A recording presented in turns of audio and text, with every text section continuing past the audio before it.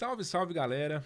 André Brito aqui para mais um episódio de Endcast, o podcast da felicidade. O seu lugar é aqui. Até porque você não pode perder uma oportunidade de um papo como esse que vai rolar aqui agora. Vocês não têm noção não, gente. Demorou, a gente precisou de ajustar a agenda, porque a agenda dela é dificílima, mas conseguimos uma data que desse certo. Tentamos trazer mais gente para sentar na mesa com a gente, ainda não foi dessa vez. Mas hoje a gente está aqui com ela, pessoal. Ela que é filha do seu Elcio e da dona Messira, irmã do Adriano e da Aline. Nós estamos aqui com a esposa do Bruno. O senhor não quis vir aqui, que eu tô sabendo, mas o senhor ainda vem, não vem não? Bem. E ela também, ele não só o marido, né? Colega de profissão, parceiro de atividade física, né? É parceiraço da vida, né? Sócio, né? E ela também que é mamãe da Clarinha, coisa mais linda do mundo, gente. A Clarinha, para quem ainda não conhece, eu vejo pelas redes sociais, né? Uma fofura, sucesso. Ela que é médica, endocrinologista aqui na nossa cidade de Franca, a doutora Ana Laura Ferreira. Seja muito bem-vinda, doutora. Obrigada, agradeço o convite. Prazer enorme estar aqui com você hoje. Ah, que delícia. O prazer é todo nosso, viu? Obrigada. E a gente já começa daquele jeito, né? O Endcast é assim. Queremos saber, doutora, o que é felicidade para a doutora Ana Laura? Felicidade, hoje eu entendo que é um estado de espírito, porque a gente pode ter, teoricamente, tudo e não estar feliz, e pode ter o que as pessoas consideram nada e estar feliz. Então, eu vejo que é uma condição que a gente consegue ter se a gente tem essa atenção para os detalhes da vida. Porque eu vejo que hoje está tudo muito corrido, tudo muito... a um clique de distância, né? Clicou, resolveu, clicou, comprou, clicou, tá aqui, chegou, né? E eu vejo que as pessoas estão mais desatentas aos detalhes. Então, pela correria do dia a dia, é uma queixa comum no consultório, né? A insatisfação, a anedonia, a falta de prazer, de satisfação e de felicidade, né? Então, no trabalho, seja na vida pessoal, né? Seja no lazer, as pessoas não têm encontrado tanta satisfação mais e tanta felicidade. Creio que porque elas estão no modo automático e não estão mais com aquela atenção plena aos detalhes para gerar esse estado de espírito que é a felicidade. Nossa, que definição fantástica. E recheada de contexto, né? Assim, porque você está falando não só pela sua experiência como pessoa, mas também das pessoas com quem você atende, lida, Sim, né? Sim, bacana da medicina e a minha área, né, endócrino, que abrange tanta coisa, é que a gente tem uma troca muito grande com o paciente. Então, eu aprendo muito, né? Eu não estou lá só para ensinar como ele pode cuidar melhor da saúde dele, mas ele troca comigo experiências de vida, né? Então, a gente atende paciente de todas as idades, né, de todas as classes sociais, de várias histórias de vida, e é muito bacana, porque você aprende muito com aquilo ali. E eu vejo que tem sido comum. Então, nesses 12 anos de atendimento, eu vi que tem ficado mais prevalente a queixa de insatisfação, de não sei o que está acontecendo comigo, mas eu não vejo graça mais em nada, eu não encontro prazer nem nas atividades que antes me davam prazer, né? Então, não é só questão da sobrecarga da obrigação. A pessoa, no momento de descanso dela, na folga dela, ela não consegue ter aquela satisfação que ela tinha antes.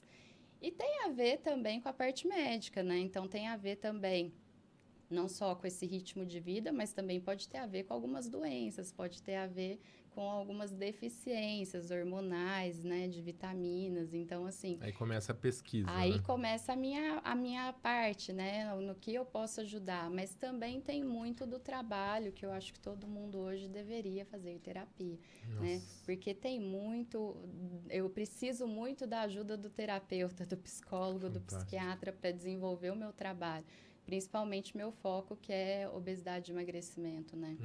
Então, a relação que a pessoa tem com a comida, com a vida dela, né? Essa insatisfação, essa, às vezes, ansiedade, essa tristeza que muitos têm, tá totalmente relacionado talvez com algo que ela passou, que às vezes ela nem consegue associar, né, aquilo, e ela fala, não sei o que está acontecendo. Então, a terapia é fundamental para ela se autodescobrir, para ela tentar ver o que está acontecendo, né? Às vezes está dentro, né? Às vezes não. Tá dentro, a resposta né? tá lá, né? A resposta tá na gente, Uhum. né? E o corpo fala com a gente o tempo todo. Então, se realmente ele tá te dando sinais de que não tá legal, é porque realmente não tem, né? Tem alguma coisa que não tá legal. Uhum. E às vezes não tá ali no exame. Uhum. Porque ela fala, como assim eu não tenho nada? Como assim tá tudo normal? Né? Uhum. Eu falo, não, se você está sentindo que não está tudo bem, é porque não está tudo bem. Mas não tem nada aqui detectado, Fisiológico, né? físico. Não tem nada aqui no exame, né? Uhum. Mas se você não está bem, de fato, você não está bem, porque o corpo está dando sinais pra gente o tempo todo. E às vezes, se você continuar não estando bem, vai gerar um impacto na sua saúde que vai impactar nos resultados dos exames, né? Num futuro próximo. Então, a gente precisa, eu acho que assim, ter essa ideia de que a gente tem que desacelerar. Eu acho que a gente é a última geração que pegou o analógico digital, né? Essa transição. Então, a gente não está sabendo dosar. Está precisando achar o equilíbrio, está precisando achar tempo para a gente, porque a tecnologia, se deixar, ela te consome 24 horas. Você leva o trabalho para casa, para o seu final de semana, para a sua saída para jantar no restaurante. Você leva, você carrega, né, no celular, você carrega ele para todos os lados. Então, você tem que saber colocar limites. Então, eu vejo que uma das coisas que faz a gente estar mais perto da felicidade é esse autoconhecimento e você entender e respeitar os seus limites, né? Você não passar por cima de você, dos seus princípios, das suas convicções para agradar o outro. Né? E eu vejo que muitos têm feito isso. Então, as pessoas acham que elas não podem contrariar o outro, elas acham que elas têm que ser legais com todo mundo, que todo mundo tem que gostar dela. Mesmo se isso estiver fazendo mal para ela mesma. E eu passei muitos anos da minha vida achando isso também, né? E eu achava que todo mundo tinha que gostar de mim e que eu não podia chatear e contrariar ninguém. Só que isso fazia com que eu me contrariasse, que eu ficasse infeliz. E eu não entendia que a minha infelicidade estava associada a isso, né? E que eu estava me anulando. Né? Então, quando aí a terapia é fantástica, a terapia traz isso, né? E a terapia não é uma coisa confortável, eu falo para os pacientes. Fantástico falar isso, fantástico. Porque é onde muitos largam. Não quero ir, eu começo e larga. Porque é um embate com você mesmo, aquilo ali. Né? É você olhando para você e olhando não o seu lado bonito. Pelo contrário, olhando a sombra só, né? Olhando a sua sombra, olhando o que você quis enterrar, o que você quis esconder, o que você não quis nem pensar, né? Trazer para você mesmo aquilo ali.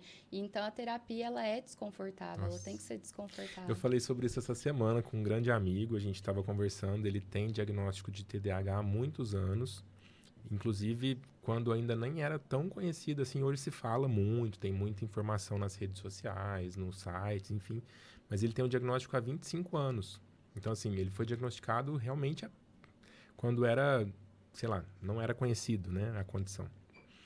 E aí ele faz uso de medicações, desde então, né, desde o diagnóstico, ele tinha 30 anos, hoje ele tem 54.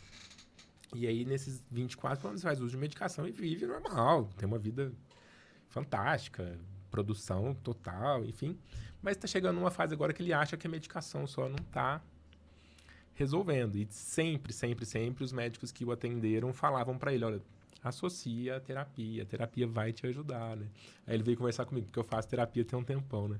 O que você acha? Eu falei, ó, eu acho fantástico, mas não vai com a expectativa de que vai ser agradável, não vai com a expectativa de que é um passeio lindo, maravilhoso. De que é mágico. De que é mágico. Não vai ser, às vezes, a primeira pessoa que vai te atender, que vai dar certo de você permanecer com ela para sempre. Talvez você tenha que passar por mais de um. Não vai ser na primeira sessão. Jamais! Aliás, a primeira sessão é horrível. Péssimo. Eu falei pra ele, ele falou, não, mas você tá querendo me animar ou me desanimar? Tô querendo te situar. Falei, cara, vai ser difícil, mas vai ser muito produtivo. Né? Enriquecedor. Porque você vai descobrir coisas sobre você mesmo que tá aí, que você não quer ver, mas tá aí. E nunca a medicação é suficiente, somente a medicação é suficiente. Ela nunca vai bastar, né? Num organismo que é tão complexo, que envolve tanta coisa e coisas que a gente até desconhece em nós mesmos, né? Então, assim, é o que eu falo para todo paciente. Então, o remédio não é a solução, ele é uma ajuda. Né? A medicação, porque eu não quero tomar tanto remédio, então vá buscar a solução para isso, para você se livrar dessas medicações, diminuir né, a dosagem, diminuir o número de tomadas de medicação. Por quê? Porque senão a tendência é ir aumentando mesmo, porque a pessoa não está olhando para o que está causando aquilo, ela está procurando algo para fazer a parte dela. E a medicação, infelizmente hoje, né, a gente tem medicações fantásticas, né, que fazem muita coisa, mas elas sozinhas não vão promover saúde no paciente. Talvez é um empurrãozinho, né? O primeiro... Um facilitador. Né? Até na questão do emagrecimento, eu falo muito. Eu tenho muito paciente que ele não quer emagrecer, ele quer ser emagrecido. E ele não vai conseguir ser emagrecido. Eu não vou conseguir fazer isso por ele. Só ele pode fazer isso por ele. Né? Eu posso mostrar o caminho, através do que eu vejo de exames, do perfil dele, do que eu vejo, né? Qual a dificuldade. Eu traço um caminho junto com ele e eu uso uma medicação de acordo com o perfil daquele paciente, que aumente a chance ali de acertar, de ajudá-lo, para facilitar a ele a trilhar o caminho dele, mas ele tem que trilhar. E ele, às vezes, não entende que é ele que tem que fazer isso por ele. E é a mesma coisa, não só a questão do comportamento, né, da saúde mental, da saúde física também. Então, a pessoa não entende que, às vezes, o motivo dela estar infeliz é porque ela está dormindo mal, é porque ela está trocando o dia pela noite, é porque ela está pilhada, sobrecarregada de coisa ali, né, num nível de estresse altíssimo, é porque ela não se hidrata, é porque ela não prioriza a qualidade alimentar, é porque ela não prioriza ela mesma, ela se anula totalmente, está ali no automático, e aí ela fala, não sei o que está acontecendo comigo, mas eu não vejo mais graça em absolutamente nada. Né? E aí até que uma hora espana, né? Ninguém consegue, né? Vem o burnout, vem as crises, né? Vem a depressão, vem a própria obesidade, né? O transtorno de ansiedade, né? Então, assim, de alguma forma aquilo vai estourar nela, né?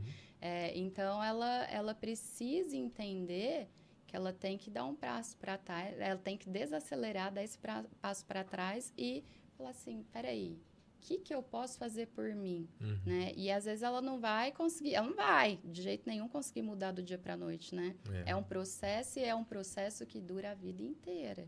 Porque quanto tempo? Tô ótima com a minha terapia, então vou abandonar. O remédio do colesterol normalizou meu colesterol, agora vou parar de tomar. Né? O remédio da pressão normalizou a pressão, posso parar. Não. É um processo para a vida inteira. Agora, se você promove, né, mudanças do seu estilo de vida que vão impactar a ponto de tirar uma medicação, aí é outra coisa. E né? também demora um tempo, E né? demora. É a mesma história da terapia, não é mágico, né? E a terapia, eu acho que assim, por mais que você esteja bem, você precisa dela a sua vida inteira. Porque você nunca vai estar bem o tempo inteiro. Outro dia eu ouvi até o Celton Mello falando que até para potencializar o que a gente tem de bom, a gente precisa da terapia, né?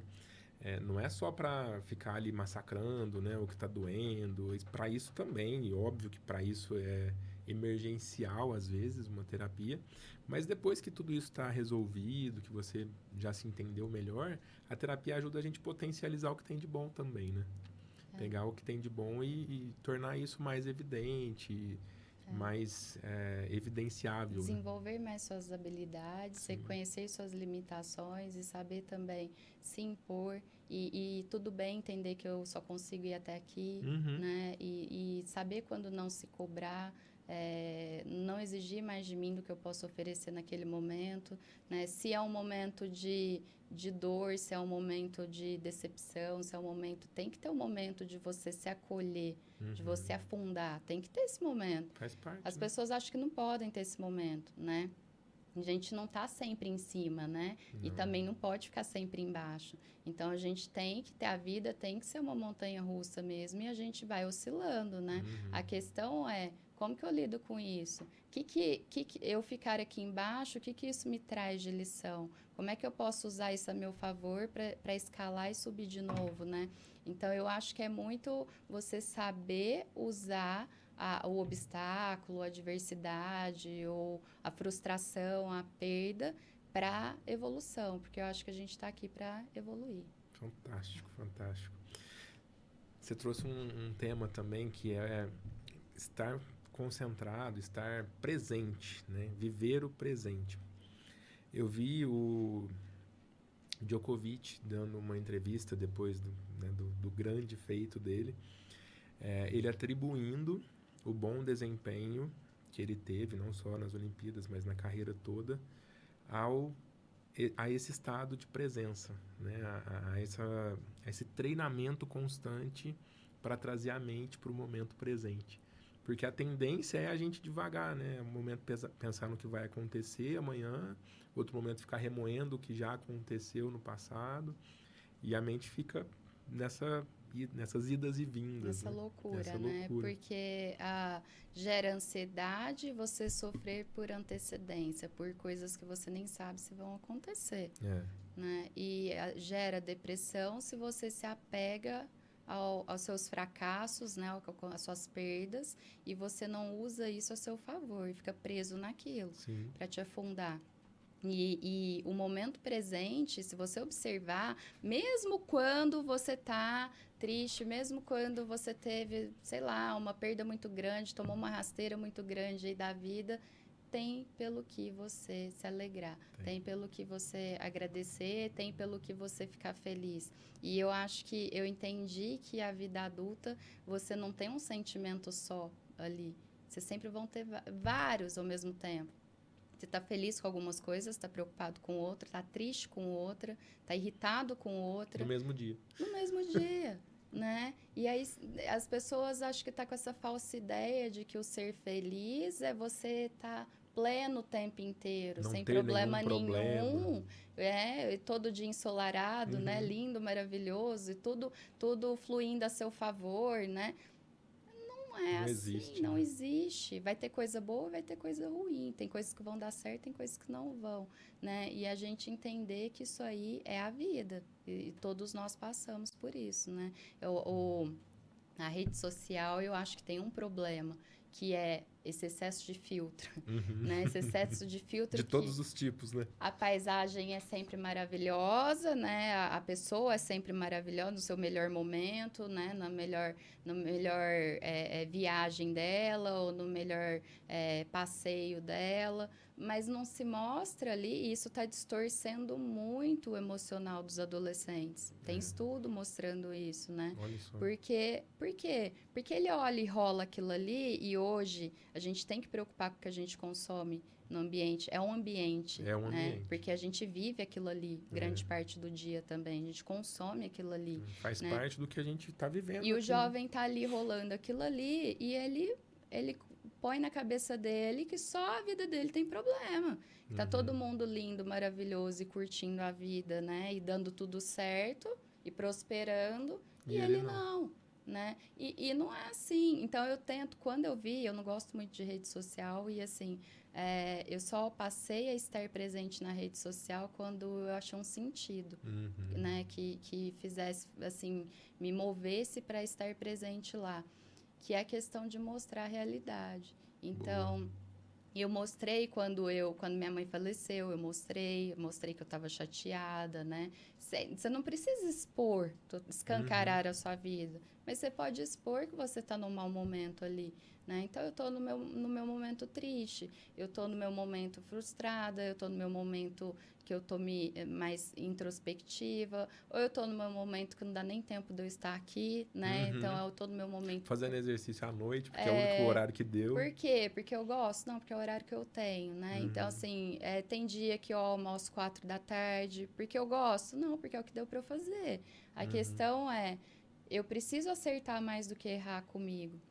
E mostrar para essas pessoas que, apesar de ter essa loucura que é a vida da gente hoje, não é a minha só, não é a vida de todos nós, dá para você encaixar o autocuidado. Dá para você desacelerar em alguns momentos e prestar atenção, né? Dá para você olhar e falar que bacana isso aqui, né? Nossa, eu sou muito grata por isso aqui. E tá nos detalhes, né? Uma risada da sua filha, né? Uma conquista ali, né? A irmã que contou uma coisa legal que aconteceu, né? Um encontro com os amigos, você conhecer pessoas novas e dar risada junto. É felicidade, né? Então, minha mãe falava muito assim que a vida tem doses homeopáticas de felicidade, que é assim, de forma sutil. Adorei a frase da Dona Messida. Doses homeopáticas de felicidade. Falando, Ana Laura, a vida vai te proporcionar e proporciona para todos nós doses homeopáticas de felicidade. Fique atenta a elas. Eu lembro direitinho, porque se você não tiver a devida atenção, você não vai ver. E não vai aproveitar isso daí. Fantástico, né? fantástico. E por quê? Porque tem problema junto, né? Tem. Porque tem. E a gente, não sei se existe alguma explicação médica para isso, enfim. Mas a gente tende a dar mais valor pro que é negativo, né? O que é negativo, parece que a gente pesa mais, sei lá, do que o que é positivo. Até outro dia eu ouvi uma pessoa falando que ganhar R$1 ou perder R$1, a pessoa valoriza mais a perda de R$1 do que ganhar R$1. Ganhar R$1 é só ganhar R$1. Mas se eu perdi, puta, eu perdi R$1. Porque a gente tem um problema com perder, né? De seja o que for. A gente tem um problema também com ouvir uma crítica a nosso respeito. A gente tem um problema com a perda porque isso gera na gente a sensação de impotência, de fracasso, de falha, né? E isso incomoda muito. E tem que ser trabalhado porque a gente vai perder e a gente perde várias vezes, né? Em várias coisas, em vários momentos. E tem pessoas que a gente perde, né? E não só perde falecendo, perde em vida, que resolveram seguir outro caminho. Amigos que eram muito amigos, que tomaram caminhos diferentes, que você não vê mais, né? Ou que em determinado momento entraram em algum embate e cada um resolveu, Isso, né? Ou, né, se tornaram outras pessoas, amadureceram, não têm mais coisas em comum, enfim, deixaram de ser amigos, né? Então, assim, mesmo seja natural, né? Não foi uma decisão ali, brigaram, às vezes tomaram caminhos diferentes. Então, se você observar, a gente está sempre despedindo de alguma coisa. E a vida adulta consiste em você definir o que você vai abrir mão a favor do quê? Então, quando você toma uma decisão pessoal, profissional, você está abrindo mão de alguma outra coisa por aquilo ali.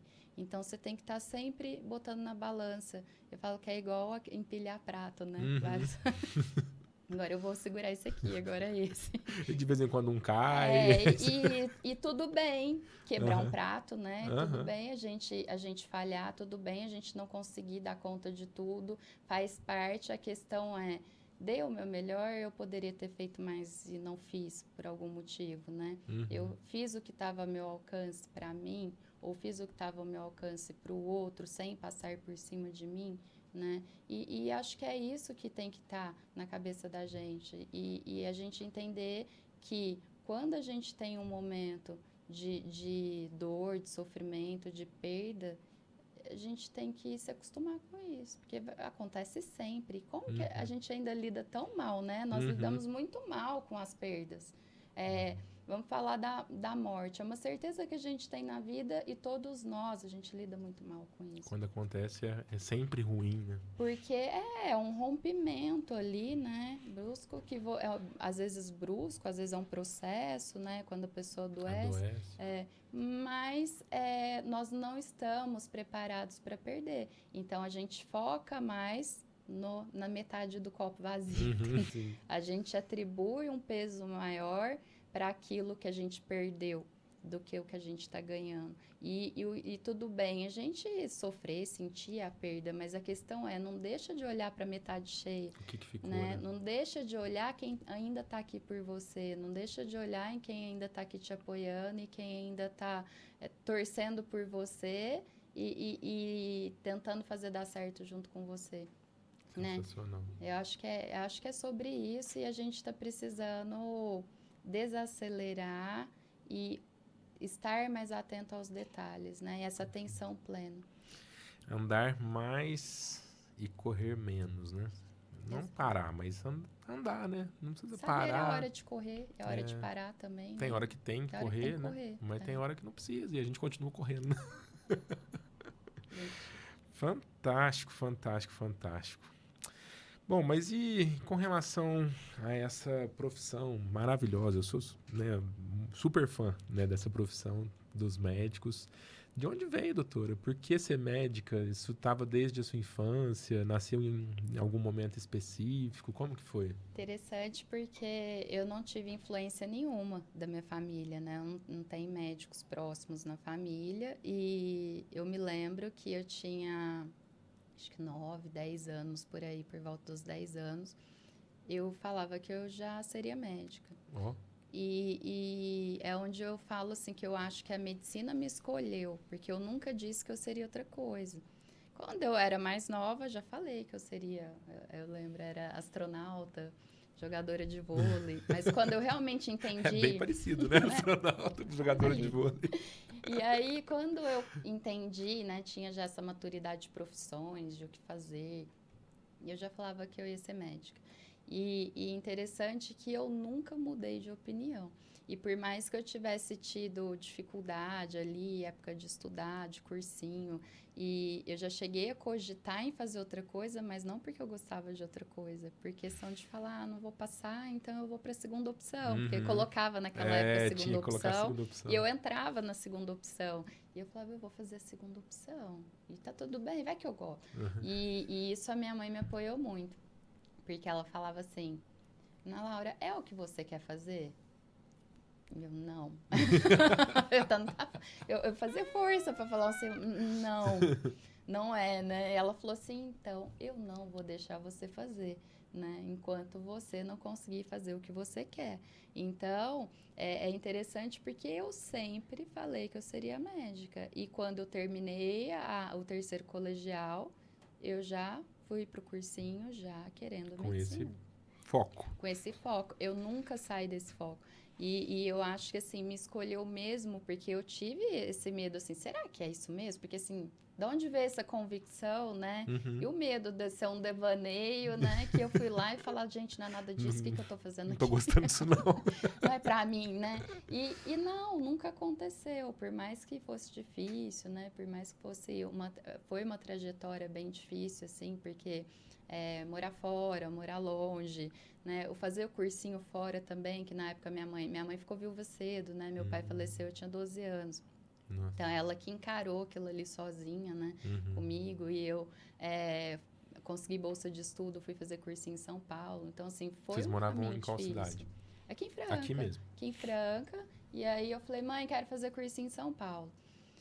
Ana Laura, você sabe que não tem muito dinheiro, né? Sei, mas eu vou conseguir uma bolsa. O que eu fiz? Eu fiz uma redação. Eu sempre fui boa em redação, era o meu forte. Fiz uma redação e mandei para os cursinhos. Consegui bolsa de 100% em um dos cursinhos. Uau. 100%. 100%. Ou seja, nesse ponto, o dinheiro para pagar o cursinho já não era o problema Não era. mais. E aí eu falei, tá, agora eu preciso do dinheiro para viver, né? Porque não é só estudar, né? Não é só estudar, eu preciso viver lá.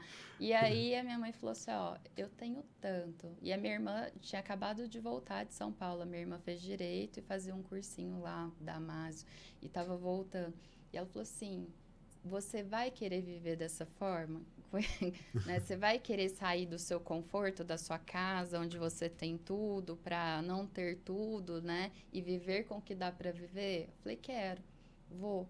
E eu fui para casa de uma tia minha, uma tia mais distante, assim, tia da minha mãe, mas que acolheu a gente, acolheu minha irmã, depois me acolheu. E eu fui para casa dela até arrumar um lugar para morar. Depois arrumei um pensionato só de meninas lá, num pensionato de freira.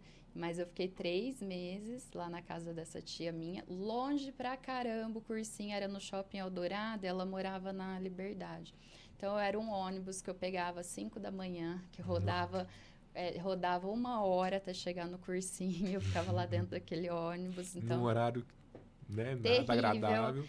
voltava num horário terrível, às vezes ficava 3 horas dentro daquele ônibus até voltar para casa, descia na Praça da Sé e andava a pé ali até chegar na casa. Eu lembro que eu colocava um casacão e tampava a cabeça, com medo, né, de alguém me seguir, de assalto, enfim. E eu baixava a cabeça e ia e falava, seja o que Deus quiser, porque é isso que eu quero, né? E fiz o cursinho e minha mãe sempre, assim, me apoiou, mas deixou muito claro o que eu ia enfrentar fora de casa, né?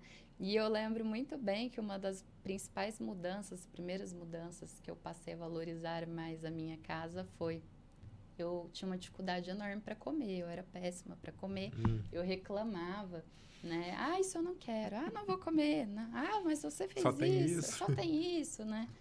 E eu lembro da minha mãe me buscando à noite, eu cheguei em Franca e ela falava assim toda vez, o que você quer comer, né? E aí ela contava isso para todo mundo depois. E a minha resposta foi, pela primeira vez, comida. Desde que seja uma comida. Comida. Ela assim, o quê?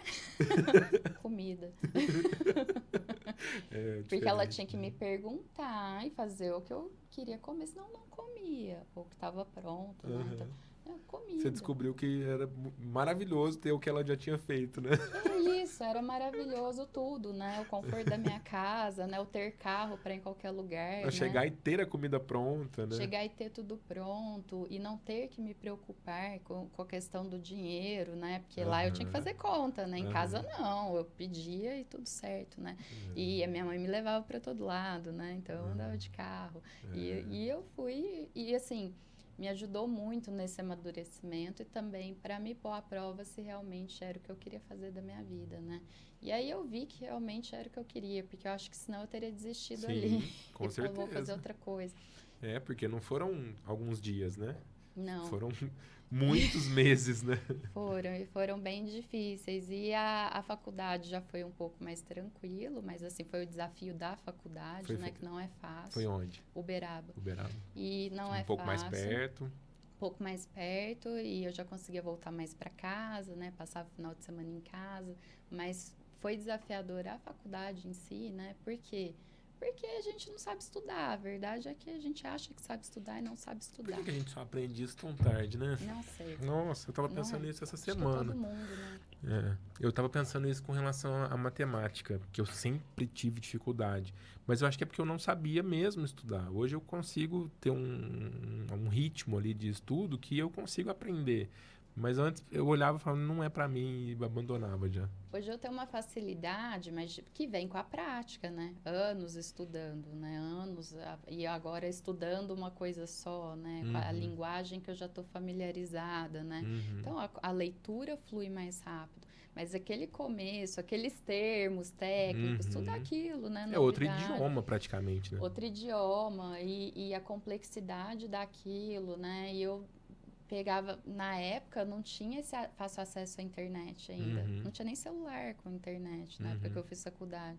Então, é aquele meme, né? Me respeite, que eu sou da época que tinha que anotar tudo ali. É verdade. Tirava xerox, da época do xerox, né? E eu levava para casa aqueles livros enormes, né? Da biblioteca, estudava, ia mal pra caramba na prova. Eu falava, gente, o que tá acontecendo? Eu me preparei tanto pra estar aqui. Estudei pra caramba, o que tá acontecendo? Por que eu fui mal como se eu não tivesse lido uma página, né? Assim, e aí, tive que aprender a estudar, aprendi a estudar, né? E isso, eu falo que até, assim, eu não terminei a faculdade sabendo estudar. Eu terminei a faculdade tendo uma noção do que é estudar. E assim como a gente termina a faculdade de medicina, a gente não sabe tudo de medicina. Pelo contrário, a gente vai começar a aprender medicina.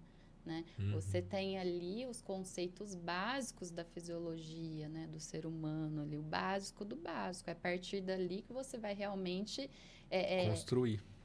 Você sai dali engatinhando, a verdade é essa. Você não sai sabendo, você sai engatinhando, sabendo como buscar mais conhecimento, né?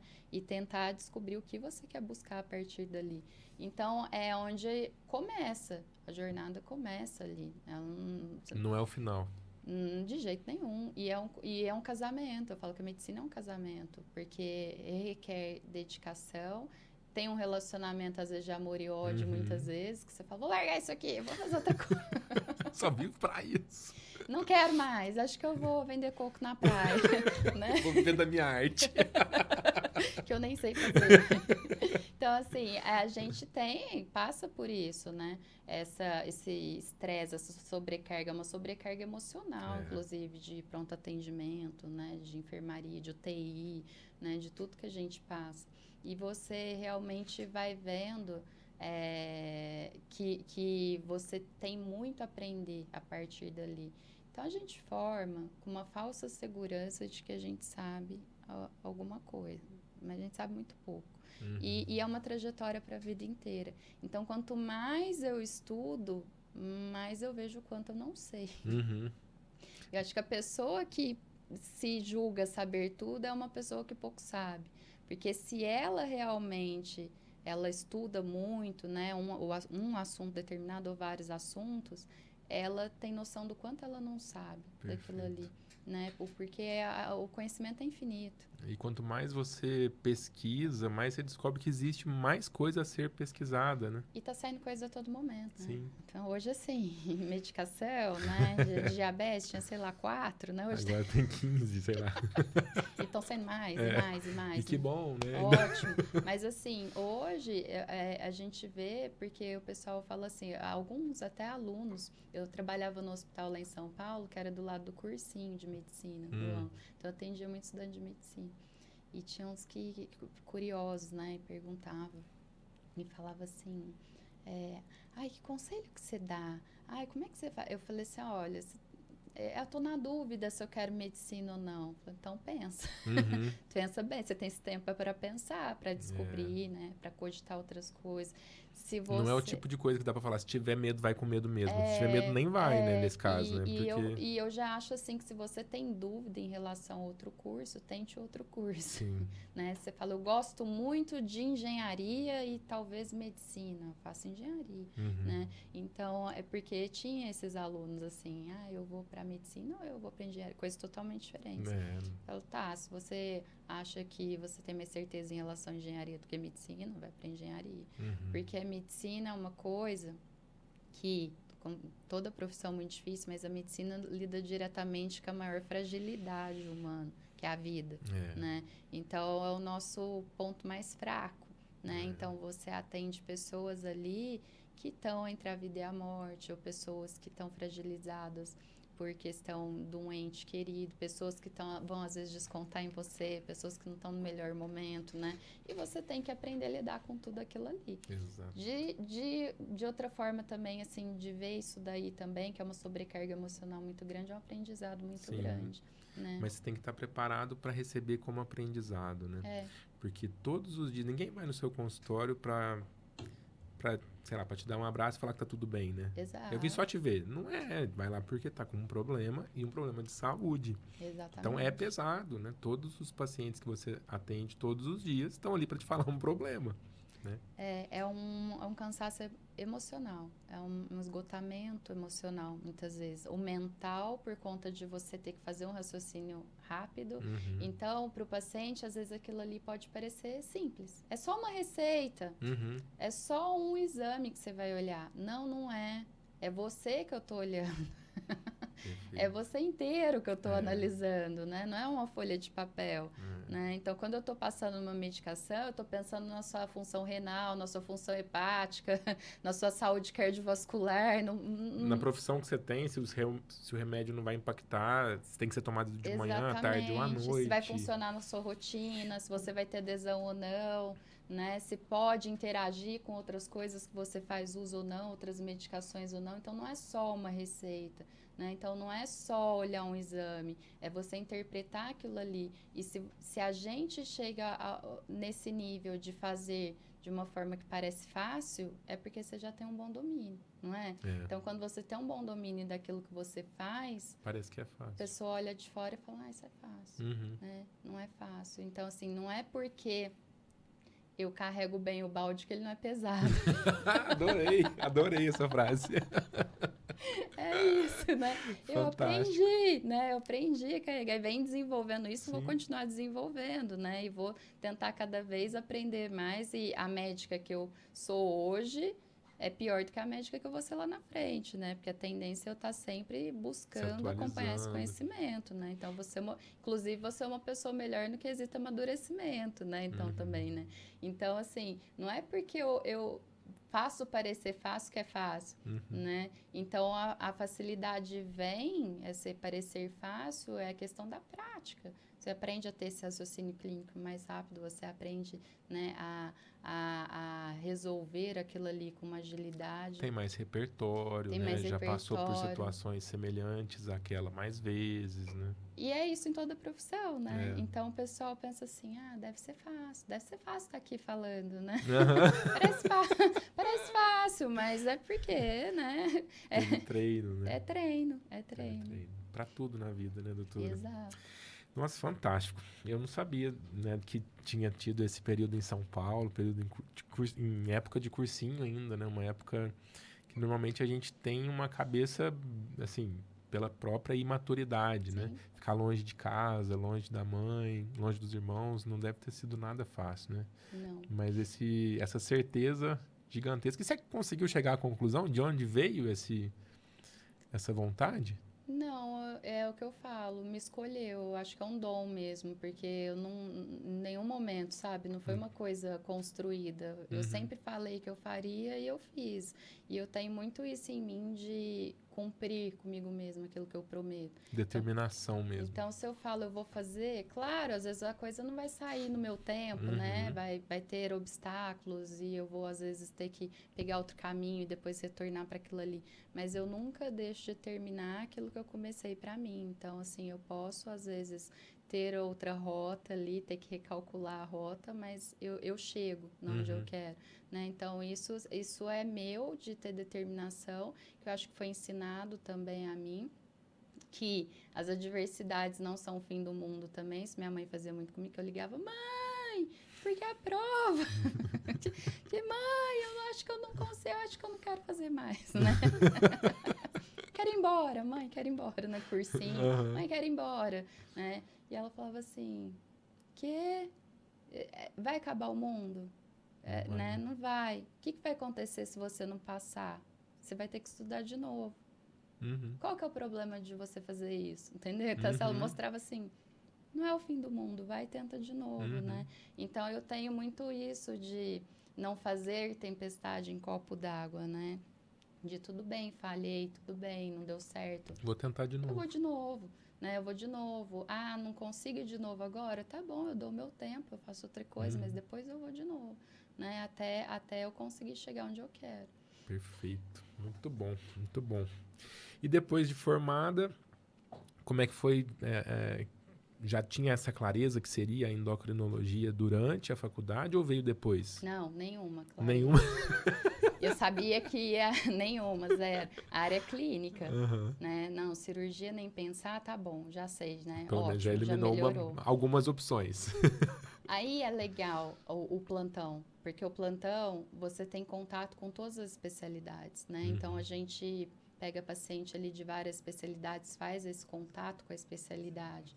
E se o médico é legal, ele te ensina muita coisa, né? Esse especialista. Ele te mostra muita coisa. E a partir dali, você vai tendo uma noção. Às vezes, você não vai saber o que você quer, mas você vai conseguindo eliminar o que você não quer.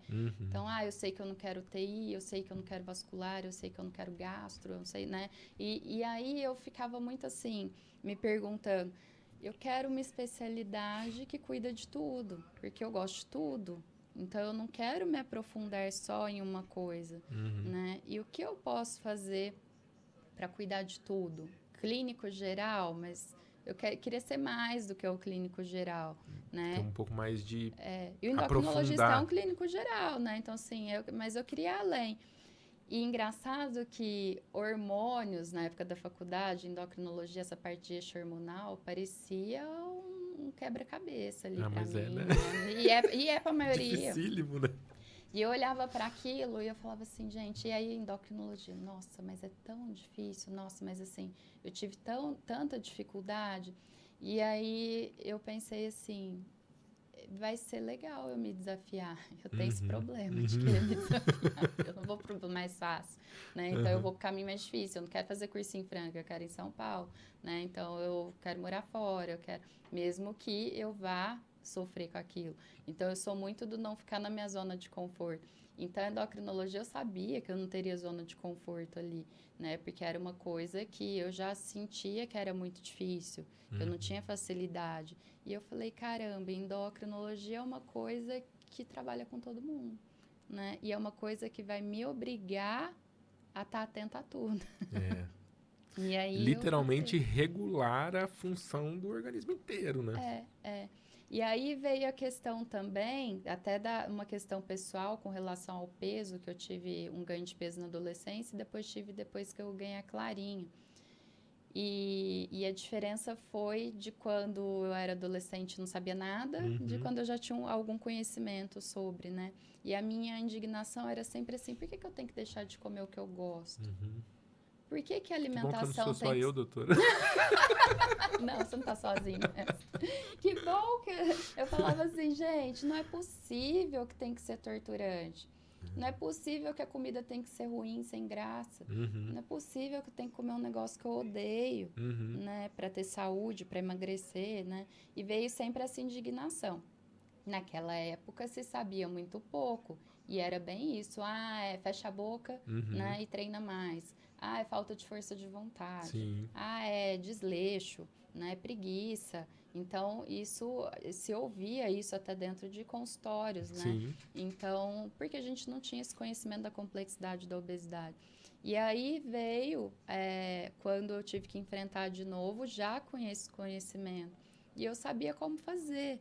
Mas o saber como fazer... É diferente de fazer, fazer, né? Mas também não quer dizer que não é pesado fazer, que é difícil fazer, né? Sim. Eu sei carregar, mas não quer dizer que vai ser fácil para eu carregar isso aqui, né? Então, assim, eu precisei entender o que era possível de eu fazer naquele momento.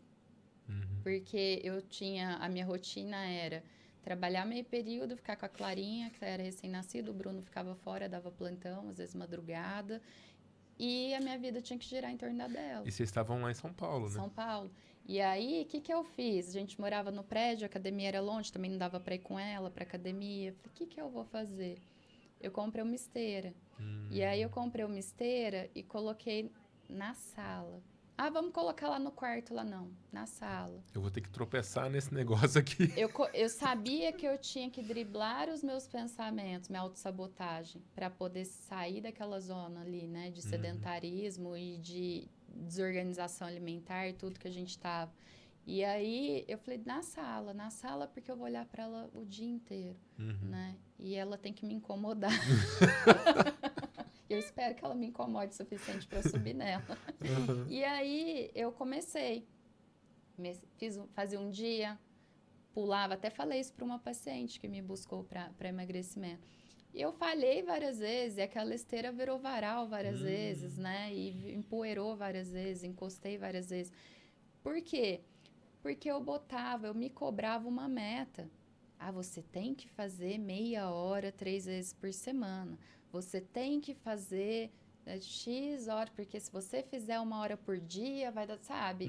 Eu tentava trabalhar com o mundo ideal e não com o mundo real, com a minha realidade. A minha realidade era uma mãe de recém-nascido que não dormia à noite e que ainda trabalhava meio período e que comia muito mal e estava totalmente desorganizada. Ou seja, nem energia para fazer o exercício tinha. Não tinha. E aí eu falei, quando eu comecei a me perguntar o que é possível fazer? Então, quanto tempo é possível fazer? Né? Então, eu tinha que negociar e tem que negociar comigo mesma e a gente tem que fazer isso. A obesidade, a gente só consegue vencer se a gente entende que tem que negociar o tempo todo. Então, você não consegue 10 minutos, então sobe lá e faz 5. Entendeu? Porque, se eu não faço meia hora, então não vou fazer nada. Antes 5 do que nada. E eu comecei 5 minutos, 2 vezes na semana. Por quê? Porque quando eu fazia meia hora e eu estava empolgada, eu ficava uma semana sem subir na esteira.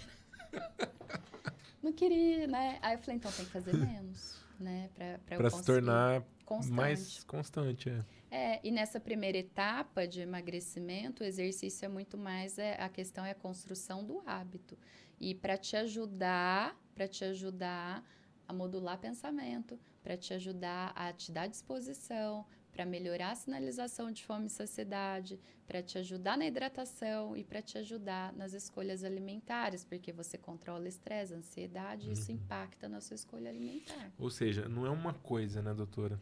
É um combo de coisas ao mesmo tempo, né? Muita Para coisa dar junto. certo, né? É muita coisa junto. E aí a pessoa, ela não entende que ela tem que quebrar esse ciclo. Então, vou falar da paciente que eu atendi hoje, que é assim, 90% das pacientes.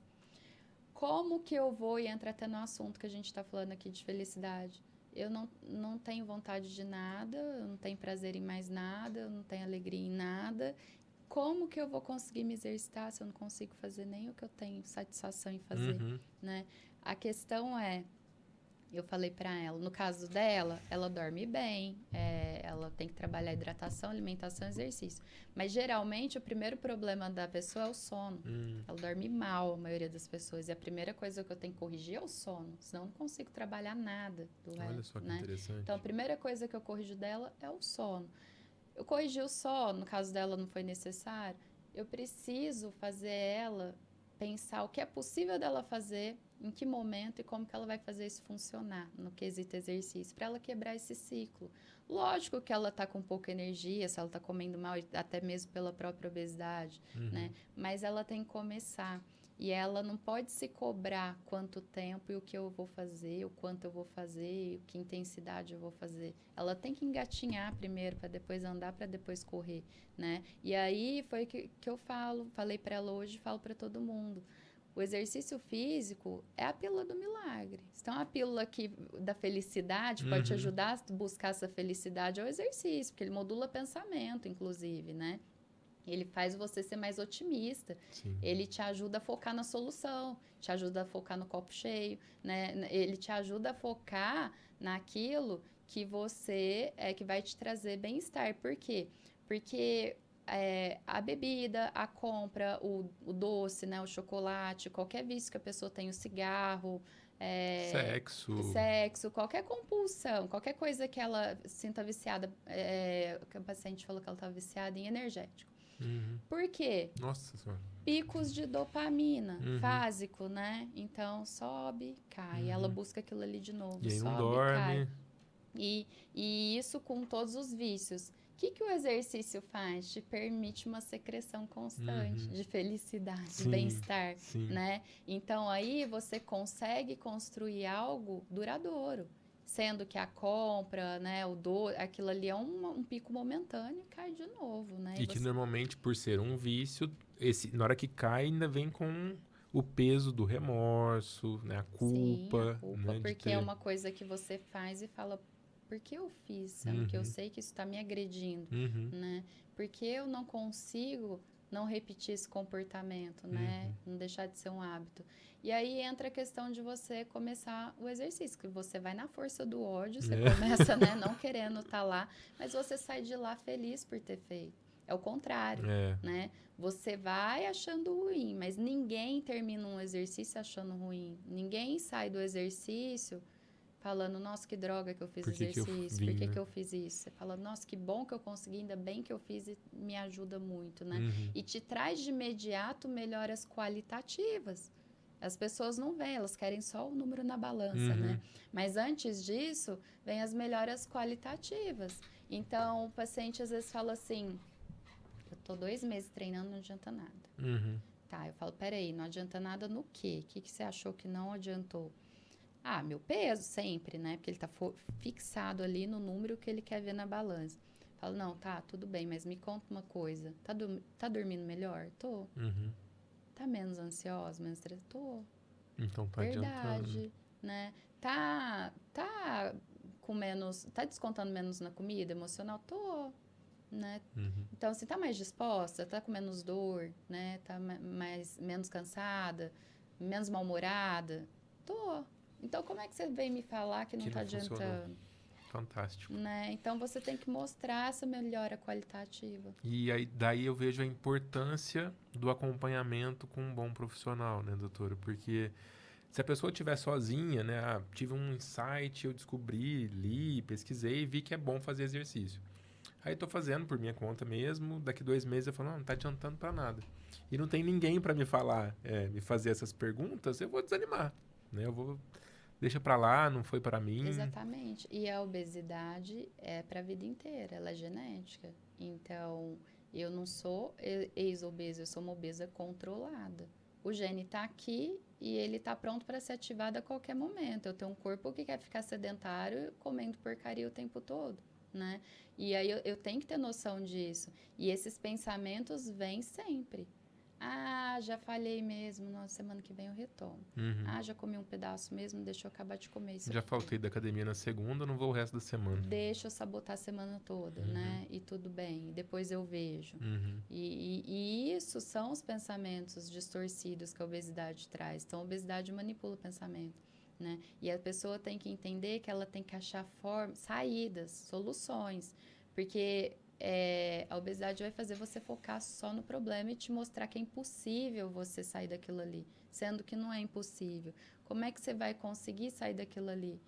Fazendo o que dá, do jeito que dá, na hora que dá, né? Então, assim, é 10 horas que eu tenho que treinar, 10 horas que eu vou treinar. É 1% que restou de mim daquele dia, é 1% que eu vou entregar, né? E tudo bem, e eu vou Antes fazer entregar 1% do que não fazer nem 1%, né? Exatamente. E a partir daí, você consegue modular melhor seu comportamento.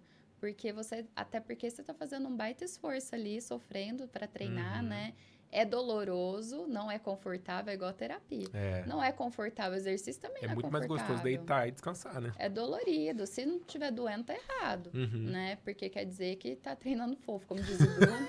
É treino fofo. É treino fofo. Então, assim, porque tem que ser desconfortável. Se não tem careta ali para treinar, é porque... Treinou fofo. Treinou fofo. Porque dói, né? E a mente não quer sentir dor. Não. E quando você sente dor, a mente grita e fala, para, larga, né? Tá o tempo... E o personal tá ali olhando e vendo que você consegue. Que não chegou na fadiga muscular ainda, né? Na falha. E aí ele olha e fala, dá, Ana, eu tô vendo que dá. Dá mais 5. Não. E o quê? Vem aqui e faz você. Dá pra você que tá aí sem fazer nada, né? Então, assim, você começa até a gerar um ódio ali, né? Mental ali com o personal. E dá mesmo. E quer dizer, o exercício, ele não treina só o seu corpo, ele treina a sua mente. Sim. Ele te torna mais resiliente, ele fortalece o seu mental. Porque...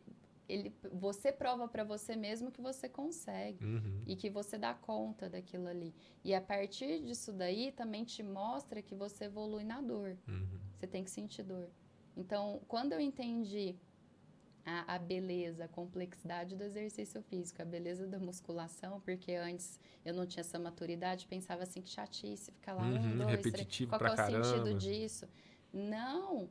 Eu tô me desafiando, eu tô desenvolvendo a minha musculatura. É o que vai ditar se eu vou gastar a minha aposentadoria com remédio ou com passeio com a família, né? Então, assim, eu preciso tentar aumentar minha chance de ter uma qualidade de vida, né? De envelhecimento, de vida e de morte, né? Eu acho que a gente tem que falar também da qualidade de morte. Porque tem mortes e mortes, né? A gente que trabalhou em hospital, a gente assiste tudo. Então, eu tenho que pensar nisso, eu tenho que diminuir chance, né? E aí, o exercício te ensina a seguir apesar da dor. Tá lá queimando, tá doendo pra caramba, vai que dá. E né? no final dá mesmo. E você consegue aplicar isso na vida. Dá, né? Vai que dá. Não desiste, não. Persiste que vai dar. Precisa parar e descansar? Para e descansa, mas você continua depois, entendeu? Então, eu acho que dá para aplicar isso também para a vida e tem me tornado com uma mente mais fortalecida e mais resiliente também. Fantástico. E aí organizou o sono, organizou o que dá para fazer, do jeito que dá para fazer com relação ao exercício. O que vem depois? Alimentação. E alimentação, só de você organizar sono, hidratação, exercício, você já melhora alguma coisa em alimentação, né? Naturalmente. Hoje eu escutei de uma pessoa, não vou falar porque eu não pedi permissão para essa pessoa, para falar dela aqui, então eu vou falar de uma pessoa. Mas ele não fazia nada de exercícios físicos, nada mesmo, sedentário total, comia mal pra caramba.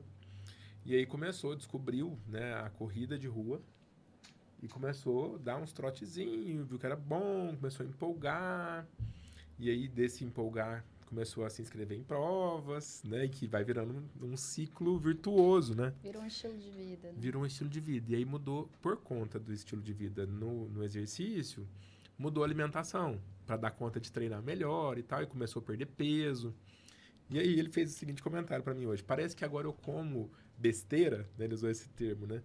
E parece que não cai bem, eu passo mal. O corpo rejeita. O corpo rejeita? Eu ia te perguntar isso. A gente consegue reeducar paladar e consegue acostumar. O corpo vai acostumar com aquilo que é bom, né? Não quer dizer que não vai ficar fácil. Então, o corpo acostuma com o exercício. Eu fico sem treinar, eu durmo mal, fico mais mal-humorada, eu rendo mal e eu já como pior. E aí, na hora que eu sinto isso, eu já falo, preciso treinar. Já me faz descer, às vezes, sozinha e treinar sozinha. Mas não é fácil treinar, né? Mas eu já sinto a falta daquilo ali. O corpo já me cobra. E aí, com a alimentação é a mesma coisa. Porque se você começa a ter uma alimentação saudável, eu vou te dar um exemplo. Esse final de semana passado, a gente teve várias festas. Casamento, aniversário de criança. A alimentação foi totalmente desregrada. Foi o que eu te falei. Eu tava falando aqui antes. Parecia que eu tava doente. Eu fiquei 2 dias de cama. Parecia que eu tinha apanhado. E não foi só questão do ritmo ali, do final de semana. Foi questão da alimentação também. O intestino travou, ficou inchado, distendido, mal-humorado. Não consegui treinar na segunda-feira.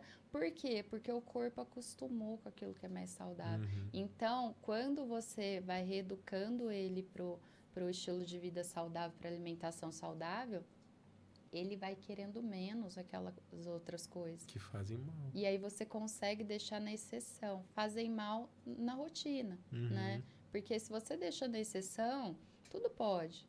Não tem problema você tomar um vinho de vez em quando, comer uma pizza, né? Comer um lanche, um doce. Não tem problema nenhum. Não significa que vai ter que parar para sempre. E a questão não deve ser hábito, né? Não deve ser rotina. E quando você instala a alimentação saudável como rotina, você constrói isso, o corpo reclama. Então, assim, você vai ficando mais seletivo, né, para aquilo ali. E aí é onde você acaba ficando chato para algumas pessoas. Poxa, mas você não vai nem beber um pouquinho? Você vai... Não vou. Não tô com vontade. E não é sacrifício mais, entendeu? Porque meu corpo não aceita, não quero. Comigo foi assim, com o café com açúcar. Eu tomava café com açúcar, achava normal. Aí uma irmã minha começou a tomar sem açúcar. Ele falou, você já experimentou tomar café sem açúcar? Eu falei, você é louca. Eu não confio em quem toma café sem açúcar. E tive muita dificuldade. Comecei a diminuir a quantidade de açúcar para me desafiar mesmo. Falei, se ela conseguiu, eu também vou ter que conseguir, não é possível, né? Aí comecei a tomar um pouco menos doce e aí consegui tirar o açúcar. Hoje eu não consigo tomar com. Não consigo. Parece que estão até uma... Eu tomava muito café com muito açúcar. E hospital, plantão, né? Café. E aí a gente começou a reduzir a quantidade de açúcar que colocava no café. Hoje... A gente é chato, porque eu não consigo tomar café em qualquer lugar. As pessoas me chamam de chato. Se tiver adoçado, eu não tomo. Eu não consigo. E é questão de reeducar paladar. E eu não uso adoçante porque eu não adapto. Eu também não. Eu fico com o gosto dele na boca depois. Não gosto. Então, assim, não usaria. Mas então a gente toma café puro, café forte, puro. E eu não consigo aceitar café em qualquer lugar. Eu também. Eu pergunto, tem açúcar? A pessoa fala, tem, obrigado. Aí a pessoa fala assim, você é diabético? Pra não ter que explicar, sabe? Porque é isso, a gente vai ficando com o paladar mais exigente, né? Então, é possível, sim, a gente reeducar e ficar mais natural, ficar fácil, né? Você aceitar aquilo que é mais saudável. A questão é o que mudar primeiro, que a gente estava falando, sono, alimentação ou exercício, depende da pessoa, né? Então, se a pessoa está toda estragada, sono, alimentação, sedentarismo, toda bagunçada, o sono é a primeira coisa. Se, que nem no caso dessa paciente, o sono tá ok, a alimentação já tem uma qualidade, a questão é a quantidade, no caso dela, entendeu? Então, é uma questão muito mais de eu instalar esse exercício em primeiro lugar, eu trabalhar isso com ela, para depois ir trabalhando quantidade alimentar, né? Então, para cada paciente, você traça uma estratégia. Tem paciente que eu preciso primeiro trabalhar a alimentação, porque a alimentação dele tá tão ruim que não tem combustível para nada. Ele não vai conseguir nem fazer 5 minutos de exercício. Então, eu preciso melhorar o mínimo ali daquela alimentação para começar a gerar combustível para ele sair do lugar, né? Então, para cada paciente, a gente traça uma rota inicial. Mas são os pilares, né? Sono, hidratação, alimentação, exercício físico, manejo do estresse, né? Quer dizer que a gente vai estar sempre bem? Isso eu falo também para todo mundo. Não quer dizer que eu acerto sempre, né? No sono, na água, na alimentação, no exercício, não. A questão é, eu acerto mais do que eu erro. E quando eu acerto mais do que eu erro, eu tenho resultado positivo. Meu saldo é positivo. Sim. E é isso, né? E esse é o meu equilíbrio. Se para eu ser feliz, eu preciso do meu lanche uma vez na semana, ele existe, ele vai existir. Porque aquilo que sacrifica a nossa saúde mental não é saudável, não traz felicidade. Né? Então, assim, eu preciso do meu lanche, eu preciso, às vezes, tomar uma taça de vinho com a minha irmã para bater papo com ela. Porque a comida, a bebida, não tem uma função só nutricional, tem uma função social, Sim. tem uma memória afetiva de Sim. você comer uma coisa que lembra a sua avó, de repente, né? Então, assim, a comida resgata memórias também. Sim. E isso não deve ser esquecido. Você não tem que olhar para a comida como se fosse puramente vitaminas e minerais, entendeu? Não, então, assim, a comida tem um papel social, a comida acolhe, a comida é um ato de amor ao próximo, né? Então, faz para agradar o outro. Então, assim, ela tem vários papéis, né, culturais. E a gente precisa entender que aquilo que é essencial para você dá para ser encaixado na sua alimentação. A questão é como e a quantidade, né? E a frequência disso e como que você joga com a sua alimentação para encaixar isso daí. E esse é o É a tal papel da do negociação, do né? bom nutricionista. O bom nutricionista não faz terrorismo alimentar, o bom nutricionista flexibiliza, individualiza. Se é um paciente extremamente disciplinado que pesa comida e carrega marmita, os pacientes do Bruno, que é ok, eles são assim, é o estilo de vida deles. Mas se eu sou uma paciente que, se eu for tentar fazer isso, eu não vou ser feliz, Eu também, quer dizer que eu não posso ter saúde? Não. Eu consigo achar um meio termo, né? E entre 8 e 80 tem 72 possibilidades, né? Então, assim, eu consigo achar uma que vai dar vai certo. se adequar. E Fantástico, fantástico. isso. E regular isso, né, para cada indivíduo, talvez seja a chave do sucesso, né? Porque se eu for pegar uma receitinha pronta ali que funcionou para alguém, não significa que vai funcionar para mim. Às vezes não vai, às vezes aquilo ali vai ser horrível para mim, vou perder saúde mental e não vai valer a pena eu perder peso. E não precisa ir longe, até a própria questão de cálculo calórico, né? Isso é individual. Gasto calórico, né? Quantas calorias tem que ter a sua dieta. Como que chega nessa conta, doutora? E aí é com base no seu gasto de atividade física. Atividade física é a sua movimentação diária. Né? O exercício físico, que é o tempo que você se dedica para o exercício. Né? E várias avaliações, percentual de gordura corporal, né? Percentual de massa magra, objetivo, né? Dentro do que você quer, você faz, existem fórmulas, né? Que você joga isso daí e você calcula, você Aí vem estima. a bioimpedanciometria, ajuda nisso. A bioimpedância faz a leitura da composição corporal, porque a gente sabe hoje que mais importante do que o número que está na balança é o que compõe esse número. Né? Então, não basta eu olhar, eu querer que a pessoa pese X quilos. Eu preciso saber quantos % daquilo ali é água, é músculo, é gordura. Se for X quilos só de gordura, ferrou, né?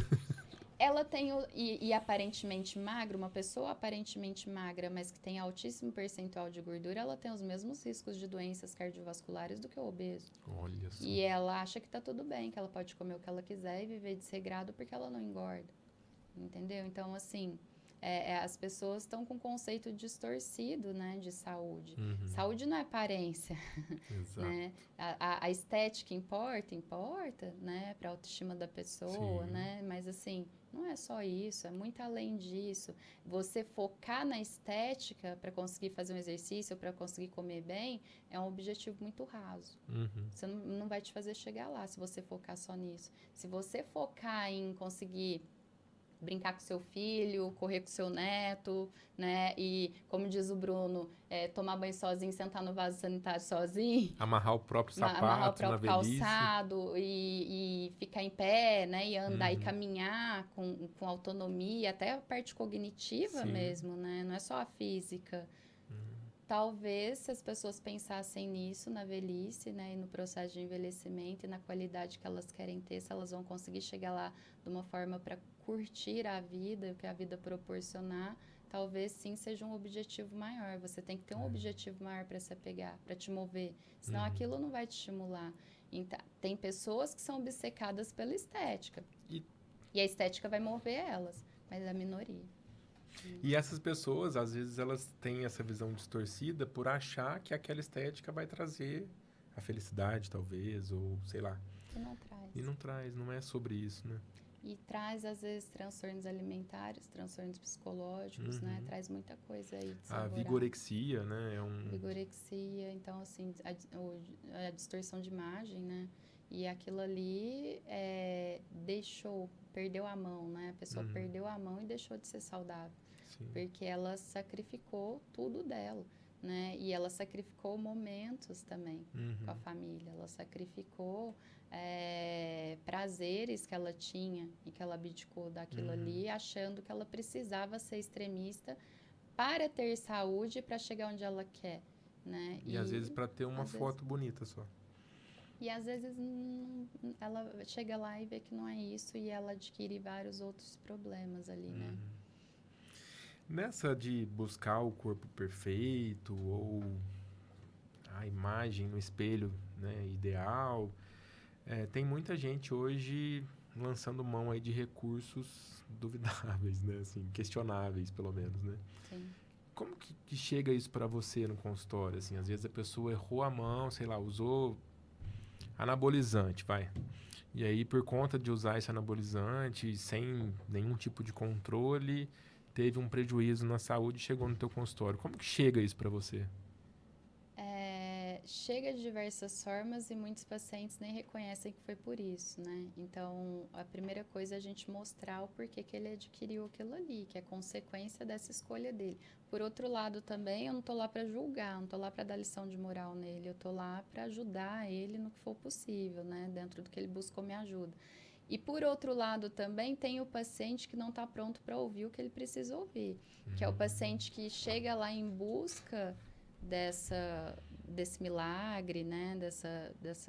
Dessa, sei lá, vamos perder 5 quilos em uma semana, essas promessas. Chá milagroso. Chá seca a barriga, né? Então, assim... Você é campeão, não então, assim... E tem pessoas que eu falo que a gente tem que ter uma postura meio de mãe mesmo, de pai, que é falar assim, então vai quebrar a cara.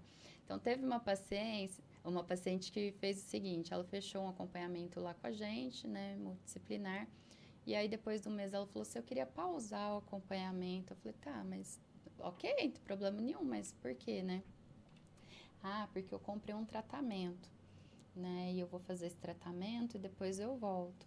Tá, que tratamento que é esse? Ah, é um tratamento X de uma clínica de estética que falou que eu vou perder 10 quilos em uma semana.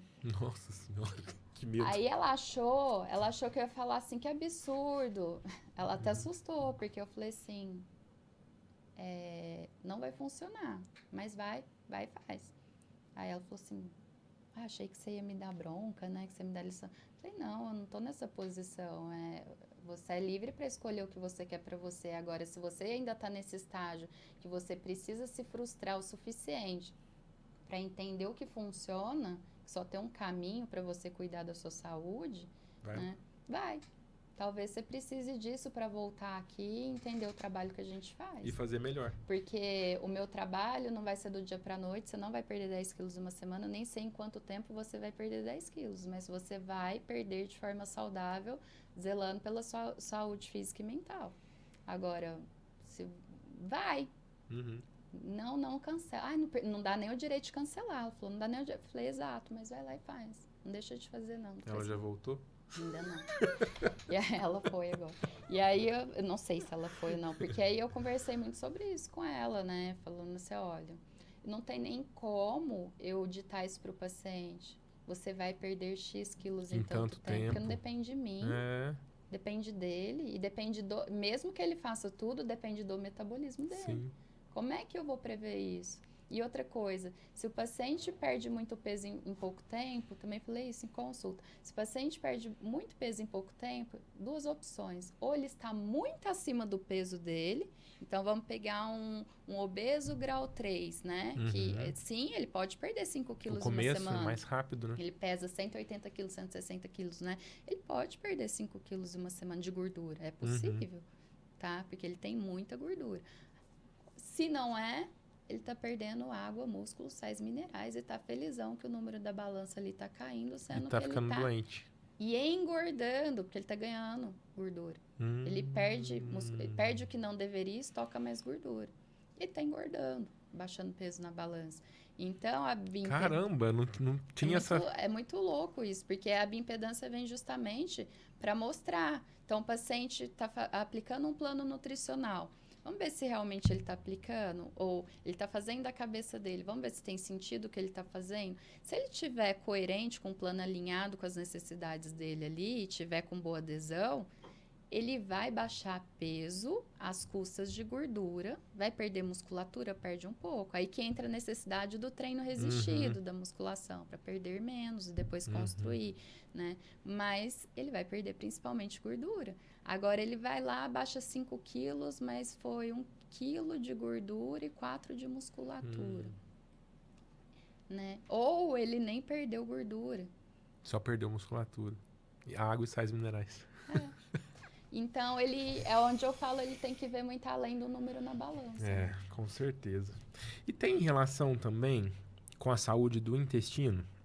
Total. Total, né? Total. Como que a pessoa pode... Eu tô pensando assim, antes dela chegar, né, ao seu acompanhamento, um acompanhamento profissional, o que a pessoa pode fazer para cuidar melhor do próprio intestino, doutora? A própria alimentação, né? As pessoas, elas estão... Onde elas estão errando na alimentação? Elas excedem industrializados e elas, na questão, até na qualidade, quem come com qualidade, elas excedem em carboidratos e pecam em proteínas, né? Fibra, que é um tipo de carboidrato, né, de mais qualidade, elas pecam no restante e excedem em carboidrato. Não que o carboidrato não seja importante, porque tá essa onda aí, né, de vamos queimar o carboidrato, né, na fogueira, né? Morte ao carboidrato. Gente, o carboidrato é super importante, é a primeira fonte de energia. Você não consegue ter um bom treino sem carboidrato e você não faz hipertrofia sem carboidrato. Então, é um absurdo falar que tem que zerar carboidrato, né? A questão... Zerou carboidrato, zerou energia também. Zera. E se você não tem carboidrato, o corpo usa o quê? A proteína. E aí você não faz musculatura mesmo, né? Não tem carboidrato, ainda usa a proteína para queimar, né? Então, quer dizer, a gente precisa do carboidrato. A questão tá que a maioria usa o carboidrato ultraprocessado, não minimamente processado, né? Então, ela excede... na rosca, no bolo, né? No pão de queijo, na broa, né? na massa. No macarrão, lasanha. Mas na massa, na questão do molho, porque a massa em si, a massa é minimamente processado, o arroz é minimamente processado, o pãozinho é minimamente processado. Até o pãozinho? Pãozinho francês, tadinho, ele não tem culpa de nada. E leva toda a culpa, né? Leva toda a culpa. A questão é o quanto você come e a combinação que você faz com os alimentos. Então, assim, como cuidar do meu intestino? Primeiro, tem que ter hidratação, né? Quanto mais você oferta fibra para esse intestino, mais hidratação tem que ter, porque senão entope, né? A fibra favorece a formação de bolo fecal, e aí você precisa de mais hidratação para poder excretar, né? Para poder evacuar. É um tubo, né? Vamos falar em... Então, não é só aumentar a oferta de fibra, né? A variedade também é muito importante para você ofertar todos os tipos de vitaminas e minerais, né? Então, não basta comer só alface, tomate. O ideal é você tentar variar, né? Legumes, verduras, frutas ali. Você ter uma alternância legal ali entre os alimentos. E a água, a alimentação nesse sentido, e a combinação de você estar sempre combinando todos os grupos alimentares, né? Então, tem que casar, tem que estar todo mundo juntinho ali, né? Carboidrato, proteína, fibra. Tentar fazer isso em toda a alimentação. Se eu tiver que priorizar um alimento, proteína, né, de preferência. Não dá, tem que ser carboidrato de melhor qualidade, né, da fruta. Então, assim, a gente tem que tentar, e a gente consegue modular nosso intestino dessa forma, né? Se você tem uma alimentação mais saudável, as bactérias benéficas do intestino proliferam em maior quantidade, o intestino trabalha a seu favor. E a gente tem uma comunicação direta intestino-sistema nervoso central. Né? Então, assim, importantíssimo, importantíssimo. Tem até relação à alimentação, estudos em andamento com Alzheimer, né? Com demência. Então, assim, então afeta diretamente a cognição, a sua alimentação. Né? E as pessoas estão precisando entender essa complexidade do organismo e que tudo trabalha junto. E o intestino a gente modula com a alimentação. Né? E, por exemplo, uma coisa boa também, iogurte natural todos os dias, né? As bactérias adoram, ficam felizona e trabalham melhor. Trabalham melhor. Eu ia te perguntar isso, por exemplo, a gente estava falando antes de começar a gravação aqui das nossas correrias, né? Que a gente vai acumulando mais coisas e mais coisas e mais coisas. Para uma família, principalmente uma família que tem filhos, né? Que tem crianças hoje, como manter uma alimentação mais saudável ou mais próximo possível, né, do ideal nessa correria louca, assim? Que dica? O iogurte achei o máximo. Inserir um iogurte pelo menos uma vez por dia aí é um caminho. Então, vou te falar o que eu faço, porque, né, a gente correr. E outra, eu não cozinho, né? Então, assim, eu tenho quem cozinha pra mim, mas entre uma refeição e outra sou eu. E eu falo que dá pra comer saudável mesmo sem saber cozinhar e com pouco tempo. Como? Então me ensina. Conta o segredo. Não, e não tem Chá segredo. seca a barriga. Chá seca a barriga. Então, assim, a gente consegue. Por exemplo, de manhã eu vou comer o pãozinho. A gente come esse pãozinho com ovo mexido. A Clarinha ama. A Clarinha come ovo mexido de manhã, né? Ou às vezes tá corrido, não dá tempo nem de preparar ovo mexido. Eu tenho um estoque de Iopro. Eu passo a mão hoje mesmo. Eu amo aquilo. Passa a mão no Iopro. E tanto que é gostoso? É gostoso. É o ideal. Nós estamos falando do mundo real, nós não estamos falando do ideal, né? Então, no mundo real, isso é uma escolha legal. Ou você vai pegar aquilo, ou você vai pegar, sei lá, uma bolacha, né? Ótimo, pega um tabletinho de açúcar. Pega um Iopro, pega uma fruta, né? Passa a mão ali numa maçã, numa banana, em coisa rápida ali, que você não gasta muito tempo. O mesmo tempo que você gasta para comer um salgado, você gasta para comer uma fruta. Então, tem essa de que não tenho tempo, por isso que eu como porcaria, né? Não. Quanto tempo você gasta para fazer, por exemplo, eu pego lá tapioca, quebro um ovo, exceção receita agora, né? Tapioca, quebro um ovo, bota ali às vezes até um scoop de whey para ter mais proteína e não exceder em gordura, forma uma base ali na frigideira, daquilo ali sai uma pizza que a Clarinha ama, né? E eu boto ali frango, eu boto a carne que tiver ali, carne moída, põe queijo, põe... Eu ia te perguntar do queijo. Dá pra pôr um queijinho também? Lógico. O queijo é muito bom, né? É um alimento muito bom. A questão é tomar o cuidado para não exceder em gordura, porque todas as proteínas estão juntas com a gordura, né? E aí, a gente precisa, dependendo do aporte de proteína que a gente precisar, você vai precisar do whey, de suplementar. Porque se você tentar bater a sua meta proteica pela alimentação, você vai exceder em gordura.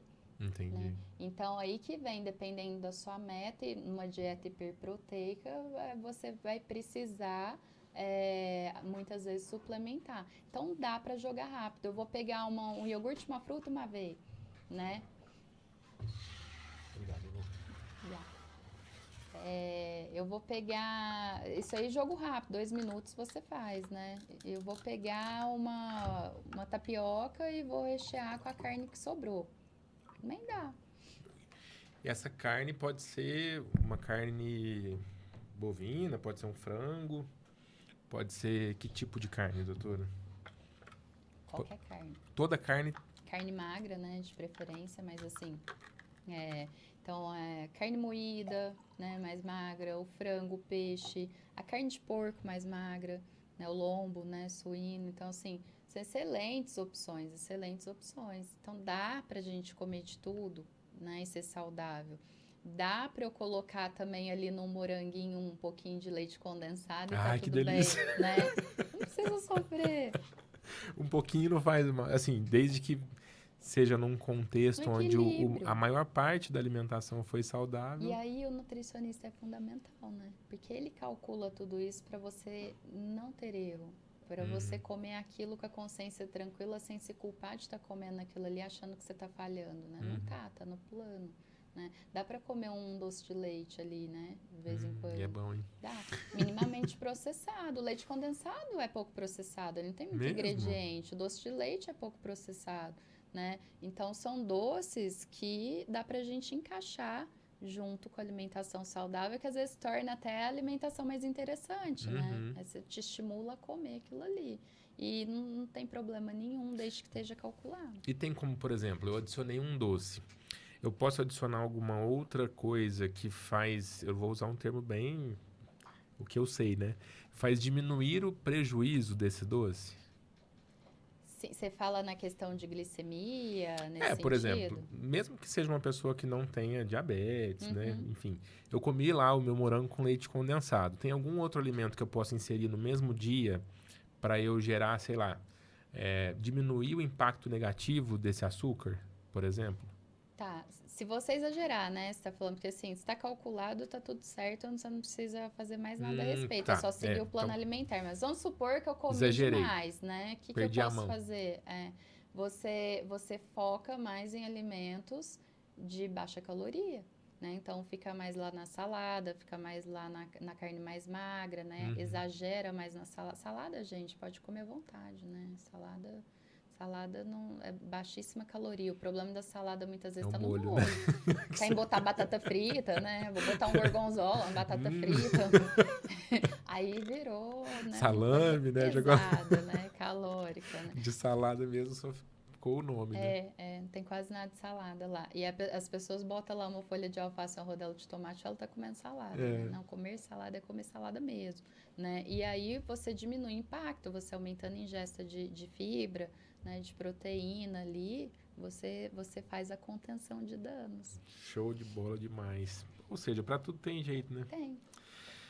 É, e essa questão, né, ainda sacrificando um pouco mais aqui a questão do açúcar.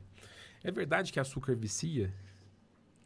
Ah, mais ou menos. É mais uma questão de ter o hábito, né? Porque açúcar é igual cocaína. Não é Não, pra todos também. não, não. Mas assim, é a construção daquele hábito. É igual cigarro, né? A pessoa associar já, sei lá, tomar um café e ter que fumar. Uhum. Ela constrói aquele hábito, aquela associação, né? E é a mesma coisa com doce. Mas isso é por todos os alimentos hiperpalatáveis, né? Que gera até o adoçante tem que ter esse cuidado com a quantidade de adoçante, porque ele vai alterar as papilas ali da língua e vai te fazer querer mais doce.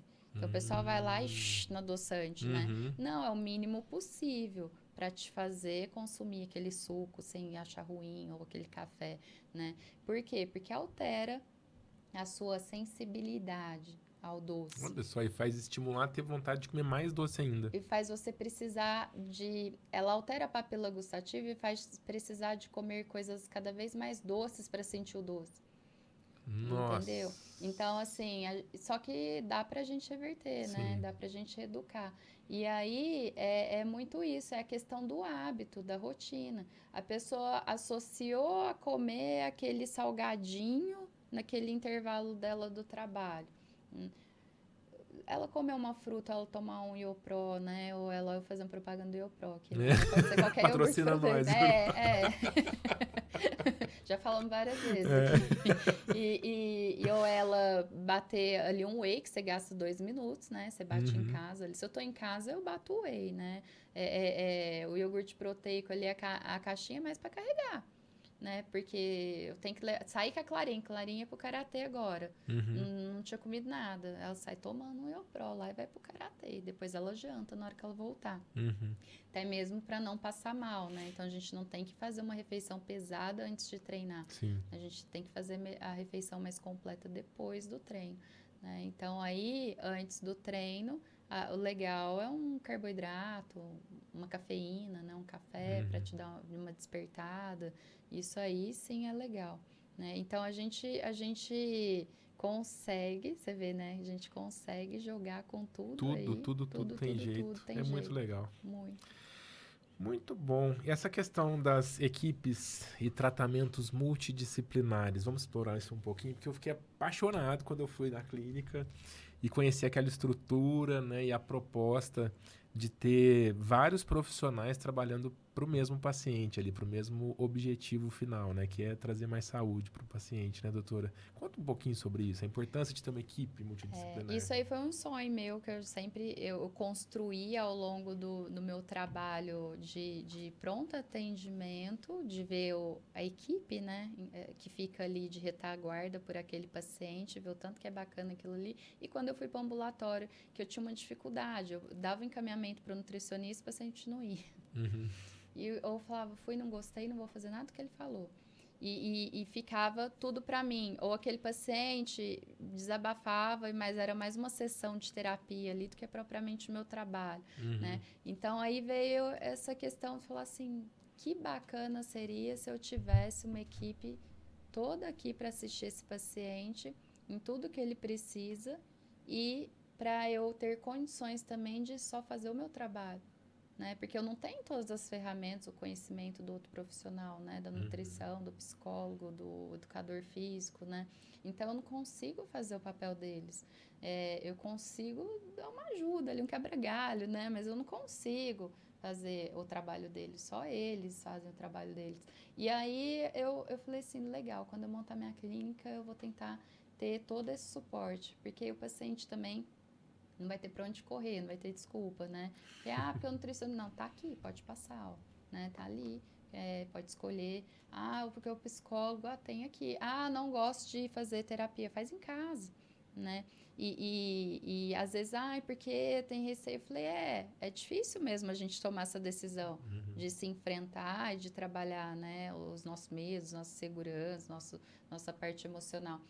Mas tem que dar o primeiro passo, a gente tem que enfrentar os nossos medos, né? A gente precisa, por exemplo, eu falar em público, embora eu fale bastante, não é fácil para mim, mas eu sei que eu tenho que fazer, e eu sei que eu fazendo eu ajudo muita gente, né? Então eu entendo isso como uma forma que eu preciso me esforçar, porque de alguma forma eu estou ajudando algumas pessoas. Tem um porquê, né? Tem um sentido, né? Então, a gente precisa enfrentar nossos medos e dar esse primeiro passo.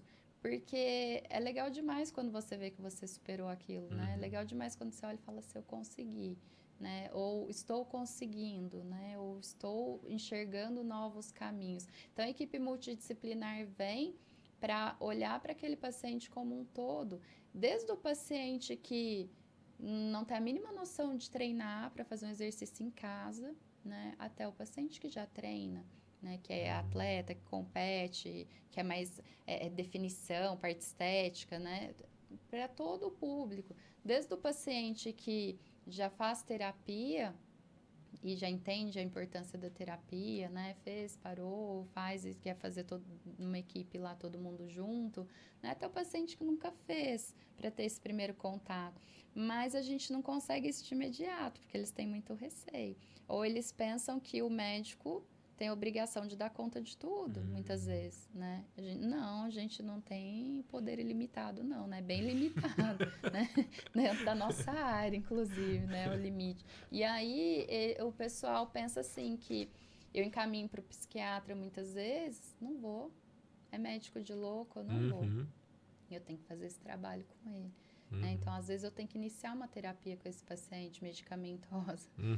Até trabalhar isso com ele. E aí ele vê que, às vezes, não tá me ajudando. Olha, você tá vendo que eu só consigo ir até aqui.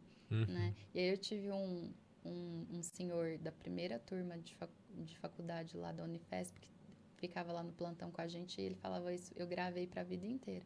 Ele falava assim, bom médico é aquele que sabe até onde ele pode ir. Né? Então, eu sempre soube até onde eu posso ir, eu nunca ultrapassei esse limite. E quando eu chego nesse limite, eu falo, não é mais comigo. Eu só consigo te ajudar até aqui.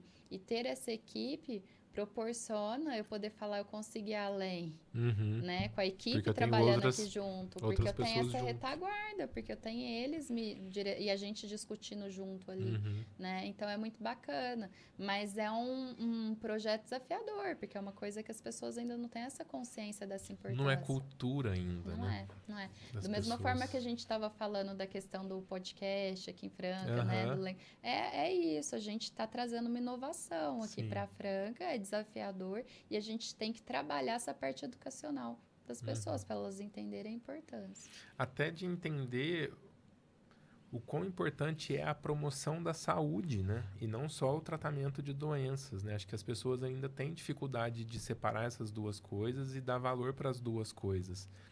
Eu percebo que as pessoas dão muito valor ao médico quando eles estão doentes, Sim. mas não dão ainda para prevenir uma doença, né? E vou te falar uma coisa que está muito prevalente, que é o diabetes, né? A gente tem feito muito diagnóstico pré-diabetes, diabetes, né? E o paciente, quando eu dou um diagnóstico para ele de pré-diabetes, ele não dá tanta importância para aquilo. Ele acha E que é uma aquilo já está coisa... fazendo um estrago enorme no organismo dele, né? Como um todo, já está tendo um impacto negativo ali. Mas ele enxerga como uma coisa que não é tão importante. E aí me marcou muito uma paciente que passou em consulta pré-diabética e aí passou a medicação para ela e ela falou assim, eu vou ver se eu vou tomar. Eu não quero tomar. Eu vou ver. Eu não posso obrigar, né, a tomar. Eu falo né, dos riscos dela não tratar aquilo ali, enfim. E ela tomou a decisão de não tomar a medicação. Ela voltou 4 meses depois, diabética. E ela chorou no consultório. Eu falei, agora, não tem como reverter, mas, assim, felizmente tem como a gente tratar, né? A gente tem boas medicações, mas a partir de hoje, né? Não sei quando você adquiriu, se foi antes desses 4 meses, né? Mas, a partir de hoje, você tem um diagnóstico de diabetes. E vai tratar para sempre. E é para a vida inteira. E agora você não tem a opção de não tomar medicação, né? Porque ele só vai evoluindo se você não tomar. Né? Então, assim, ela optou por não tomar, mas ela também não fez nada para tentar melhorar aquilo. Poderia ter talvez mudado o estilo de vida. Porque tem paciente que fala, eu não vou tomar porque eu vou fazer minha parte. Eu vou treinar, se treino, eu vou treinar mais, eu vou comer melhor, eu vou nutricionista. Então, ele tenta, e às vezes acontece dele reverter aquilo ali sem medicação. Mas o paciente que não está disposto a fazer aquela mudança, ou que muitas vezes esse pré-diabetes já está tão avançado que às vezes não vai dar tempo dele fazer essa mudança para impactar nisso, para reverter isso, né? Ele precisa entender que a medicação está ali para ajudar. E ele precisa entender que o pré não quer dizer que não tem nada ainda. Já tem muita coisa acontecendo aí. Né? Então, é isso. Esse termo pré, às vezes, traz um conforto para a pessoa. Ah, eu ainda não tô. É só um alerta. É só um alerta. É. E já é alguma coisa, né?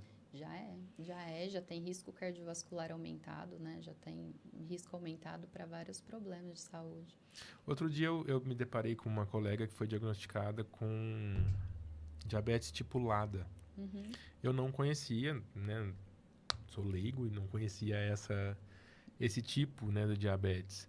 E depois que eu soube de um caso, eu vinha saber de outros também. Quer dizer, não é tão raro assim, né? Não. Qual que é a diferença, doutora? Não é que o LAD é o latente autoimune do adulto, né? E aí ele se comporta um pouco como diabetes tipo 1 e diabetes tipo 2. Ele é meio misturado, ele causa uma certa confusão, né? E aí são pacientes que às vezes não vão precisar de insulina logo de cara, ou pacientes que já abrem um quadro, sabe, grave. Então, assim, ele oscila muito.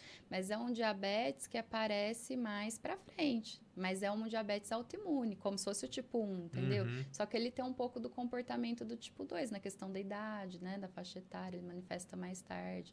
Então, agora, de sintomas, de risco, né, é tudo igual. Entendi. Né? Ou seja, vai ter que tratar para sempre também. Para sempre. Cuidar da alimentação, cuidar... Mas são pacientes que, por exemplo, eles, às vezes, instituem terapia via oral e não adianta nada. E já aconteceu isso. E a paciente já chegou até mim falando assim, o médico brigou comigo falando que eu tô fingindo que eu tô tomando, que não é possível não baixar nada. E aí, essa dose anticorpo tá lá, né? E assim, é um paciente que não vai responder terapia oral mesmo. E aí, o que tem que fazer? Insulina. Insulina dependente. Insulina. né? E não passou isso pela cabeça, né? Do clínico ali, geral, às vezes ali, tá assim, é porque você não tá tomando. Não é bem por aí. Tem vários tipos de diabetes, né? Tem N tipos de diabetes, né? Assim, e tem aparecido mais tipos de diabetes. Então, não é só tipo 1, tipo 2. A gente até já fez um vídeo falando isso. A gente fala tipo 1, tipo 2 para simplificar, né? Mas tem vários tipos. Diabetes mitocondrial, diabetes neonatal, diabetes MOD. Caramba. MOD tem mais de 14 tipos. Caramba! Então, assim, Então são muitos mesmo. muitos diabetes. Nossa! Então, as pessoas não têm noção, né, da complexidade da doença. E não E de tudo que ela pode trazer, né, doutora? De risco a médio e longo prazo, né? Um dado da OMS já tem algum tempo, não sei se ainda prevalece, mas assim, uma pessoa a cada 6 segundos morre no mundo de complicações do diabetes. A cada 6 segundos. De complicações do diabetes. Então a pessoa fala assim, não, mas não morreu do diabetes, morreu de AVC. Mas, entendeu? O raciocínio. Ele não foi do diabetes, ele infartou. Não foi do diabetes, foi porque ele amputou a perna e teve complicação. Mas por que amputou a perna? Entendeu? Então, assim, é do diabetes, são complicações do diabetes e a pessoa às vezes não associa ao diabetes. Ela não tem ideia que o diabetes faz esse estrago. O paciente fica muito assim me questionando, e essa vontade de ir no banheiro toda hora? O que pode ser? Diabetes. E esse formigamento? O que pode ser? Diabetes. E essa visão turva, que pode ser diabetes? Eu lembro direitinho, foi uma senhorinha e ela falou assim, você só sabe falar que tudo é o diabetes? Falei, porque tudo é o diabetes. O diabetes dela estava super descontrolado. Falei, porque tudo é o diabetes. Nesse e algumas caso. coisas eu vou conseguir controlar de sintoma, controlando o seu diabetes. Mas tem coisas que às vezes o estrago já foi feito e eu não vou conseguir. Né? E às vezes vai precisar de medicação para neuropatia, né? Medicação para a parte circulatória, enfim, né? Para o olho, né? E, enfim, fazer infiltração e um monte de coisa. E aí o paciente não entende que tudo isso pode ser causado pelo diabetes. Você tem algum problema de saúde? Não, só diabetes. Não é? É só um diabetesinho. Só. Não é fácil, né? Não. E uma vez que a pessoa tem, então, o diagnóstico, no caso de um diabetes autoimune, enfim, um diabetes já, né? Não é pré, já é diabetes. Ele vai ter que conviver com a doença para sempre. Existem métodos, existem estratégias que minimizam os danos e fazem com que a pessoa tenha uma vida, entre aspas, aí, normal? Sim. O que a gente tem que saber é que o diabetes vai evoluir. Né? Independente se ele tiver um bom estilo de vida ou não, vai evoluir. Com o avançar da idade. A questão é a velocidade de evolução dele. Então, se eu tenho boas medicações, bons hábitos, enfim, eu tenho uma velocidade muito lenta que vai me dar a chance de viver sem sofrer as complicações desse diabetes. E é isso que a gente tenta, porque a gente sabe que ele vai evoluir. Então, por isso que o paciente às vezes fica controladinho ali um tempo, depois dá uma descontroladinha. Só que o paciente que fica só por conta da medicação para controlar esse diabetes, que mantém tudo desregrado, aquilo evolui muito mais rápido. E aquilo gera complicações muito mais rápidas. Então, aquele paciente vai ter algum problema grave com aquilo ali, se ele não controlar. Né? A curto ou a longo prazo, geralmente a longo prazo, porque é uma doença silenciosa. E tem um dado que é interessante, que assusta também, que estima-se, né, 40% da população tenha diabetes e não saiba que tem diabetes. Nossa. Então, é muita coisa. E a gente tem feito, o que tem preocupado mais é que a gente tem feito diagnóstico em pessoas cada vez mais novas por conta da obesidade, né? Então, a obesidade é o principal fator de risco para diabetes tipo 2, né? O principal. E a gente tem visto diabetes tipo 2 em crianças. Nossa. Né, por conta da obesidade. E aí, o que eu consigo fazer? Se eu treino, se eu tenho uma rotina de exercício, se eu tenho um controle alimentar legal, se eu durmo bem, se eu manejo bem estresse, quer dizer, eu consigo, às vezes, ficar anos com uma medicação. Tem paciente que, às vezes, fica até anos sem medicação, controlando pelo estilo de vida. Eu tinha um senhor japonês lá em São Paulo, de 80 e poucos anos. Ele era atleta e ele tinha parado de fazer exercício. E na hora que ele viu que ele estava com diabetes, eu fiz o diagnóstico, ele falou assim: doutora, me dá um mês, eu não vou tomar nada. Me dá um mês, né? E aí você repete o exame e vê como é que tá. E se não tiver melhorado nada, eu vou aceitar já tomar medicação, mas me dá um mês. Eu falei, tá bom, volta mês que vem. Volta, tá bom, né? Até mês que vem. E aí, voltou na faixa normal. Não é que não tem mais diabetes, né? Ele tinha e não tem mais. Quer dizer que ele conseguiu colocar na faixa da normalidade Só com um com estilo de vida. hábito, mas ele continua diabético, né? E aí eu falei, o que você fez? Ele não tinha me contado. Ele falou assim, eu corro. E eu parei de correr, e eu parei de dar bola para minha alimentação, eu dei uma relaxada, né? Eu tenho histórico familiar de diabetes, enfim. Eu voltei a correr, eu falei, quanto que o senhor corre? Eu corro 5 quilômetros no Ibirapuera todos os dias. Todos os dias. Todos os dias. Aí deu pra ficar sem um remedinho. Eu falei, então acho que você pode ter a chance de ficar sem medicação aí um tempo, né? Boa. E aí a gente vê a importância do exercício físico, né? A importância do controle da alimentação. Agora o paciente às vezes fala assim, tá só aumentando remédio, tá só aumentando remédio. Tá, a culpa é sua. Por que você não tá fazendo 5 Você não tá quilômetros de fazendo a corrida sua por dia, né? parte. Não, nem precisa disso, né? 5 minutos por dia já ajuda Já ajudaria. bastante, né? 2 minutos de movimento diminui 3 pontos da glicemia. 2 minutos. 2 minutos todo mundo pode, né? 2 minutos Você tá até entendendo eu que, posso. assim, quesito saúde, qualquer minuto conta. Entendeu? Qualquer Nossa, minuto 2 conta. minutos reduz 3 pontos. Da glicose. Caramba! E olha aí, isso. quer dizer, qualquer minuto conta para sua saúde. Então, quando eu falo pro paciente assim, faça o que der, no tempo que der, do jeito que der, ele pensa assim, não vai adiantar nada. Uhum. Adianta. Já é alguma coisa, né? Adianta para muita coisa. Eu queria te pedir um favor de puxar uma orelha daquelas pessoas que têm diabetes, doutora, e acha que tudo se resolve com a insulina. Tipo, eu vou comer a pizza, o refrigerante, a jujuba, né, o Fine, enfim. E depois eu tomo uma injeçãozinha da insulina. O estrago continua sendo feito, né? E aí você tem uma lesão direta em órgãos-alvo, né? Então, rim, coração, né? Cérebro, né? Então, assim, tudo, sistema nervoso central, você tem um impacto direto ali. E eu vejo isso, pacientes já diabetes tipo 1, eu já peguei recente agora, 2 casos. Paciente que marcou consulta comigo, nunca acompanhou com o endocrinologista, nunca usou insulina direito, usava do jeito dela lá, com a quantidade que ela queria, no horário que ela queria. E aí, quando eu pedi para ela, estipulei lá, fiz o primeiro ajuste, pedi para ela voltar com as medidas, ela não voltou. Aí depois ela voltou e falou assim, eu tava na UTI, nova, já perdeu visão de um olho, e ela falou assim, eu tava na UTI, eu infartei. Por conta do diabetes e tal, mas graças a Deus deu tudo certo, botei 3 stents, não sei o quê. Eu falei, tá, então agora vamos ver o que a gente consegue fazer para não danificar mais, né? Porque o que estragou já tá estragado. Então vamos ver daqui para frente. Diminuir a aceleração da evolução a partir daí, né? A partir daí, né? Paciente que achava que estava tudo bem usar insulina de qualquer jeito, qualquer quantidade, comer qualquer coisa, que era só aplicar insulina, chegou a ter crise convulsiva, entrou em coma e foi para UTI com 30 anos. Então, assim, a gente tem que respeitar essa doença, né? É uma doença muito séria, muito perigosa, muito traiçoeira, né? E que as pessoas não estão dando a devida atenção. Tem aumentado muito o diagnóstico, muito mesmo, assim, é muito preocupante.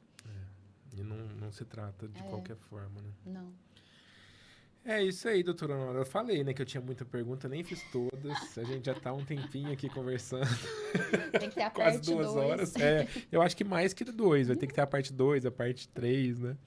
Mas antes de seguir para a última pergunta, eu queria te perguntar se tem alguma coisa que eu não perguntei, mas que você queria falar aqui. Acho que não, acho que a gente conseguiu abordar tudo, né? Foi bem completo, a gente falou, até filosofamos, né? Parte filosófica, parte médica, parte pessoal, né? O que eu percebo mais, assim, que eu posso contribuir com a experiência do dia a dia.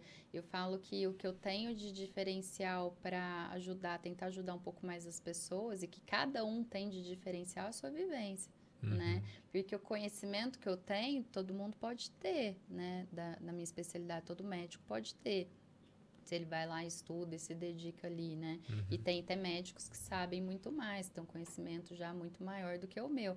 E a questão é, você se torna único sendo quem você é.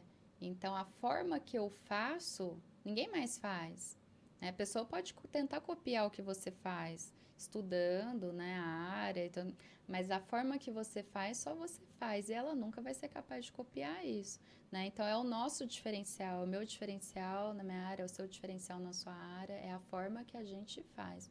E eu vejo que muito da diferença que destoa, às vezes, um profissional do outro, é você fazer com felicidade, você ser feliz fazendo o que você faz, né? Com amor ao próximo ali, realmente engajado em fazer diferença na vida do outro ali.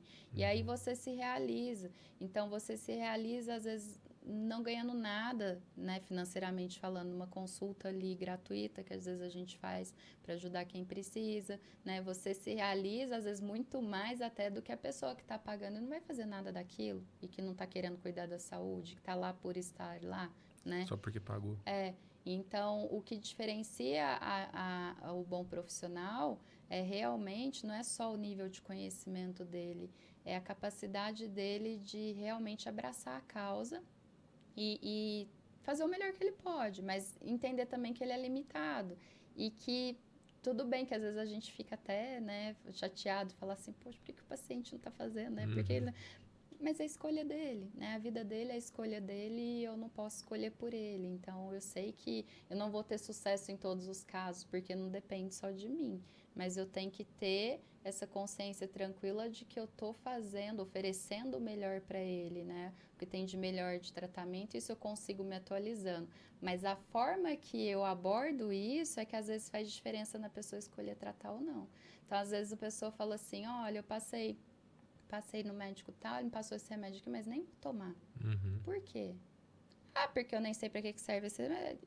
Tá, esse remédio serve pra isso, ele te passou porque o exame tá assim, assim, assim, o remédio vai fazer isso no seu organismo, vai te proteger disso, não sei o que, isso aqui. Ah, é? Então, agora faz sentido. Então eu vou tomar. Né? Então, assim, a diferença tá em você realmente se envolver com aquilo ali e querer fazer a diferença, porque eu poderia falar, então não tomo.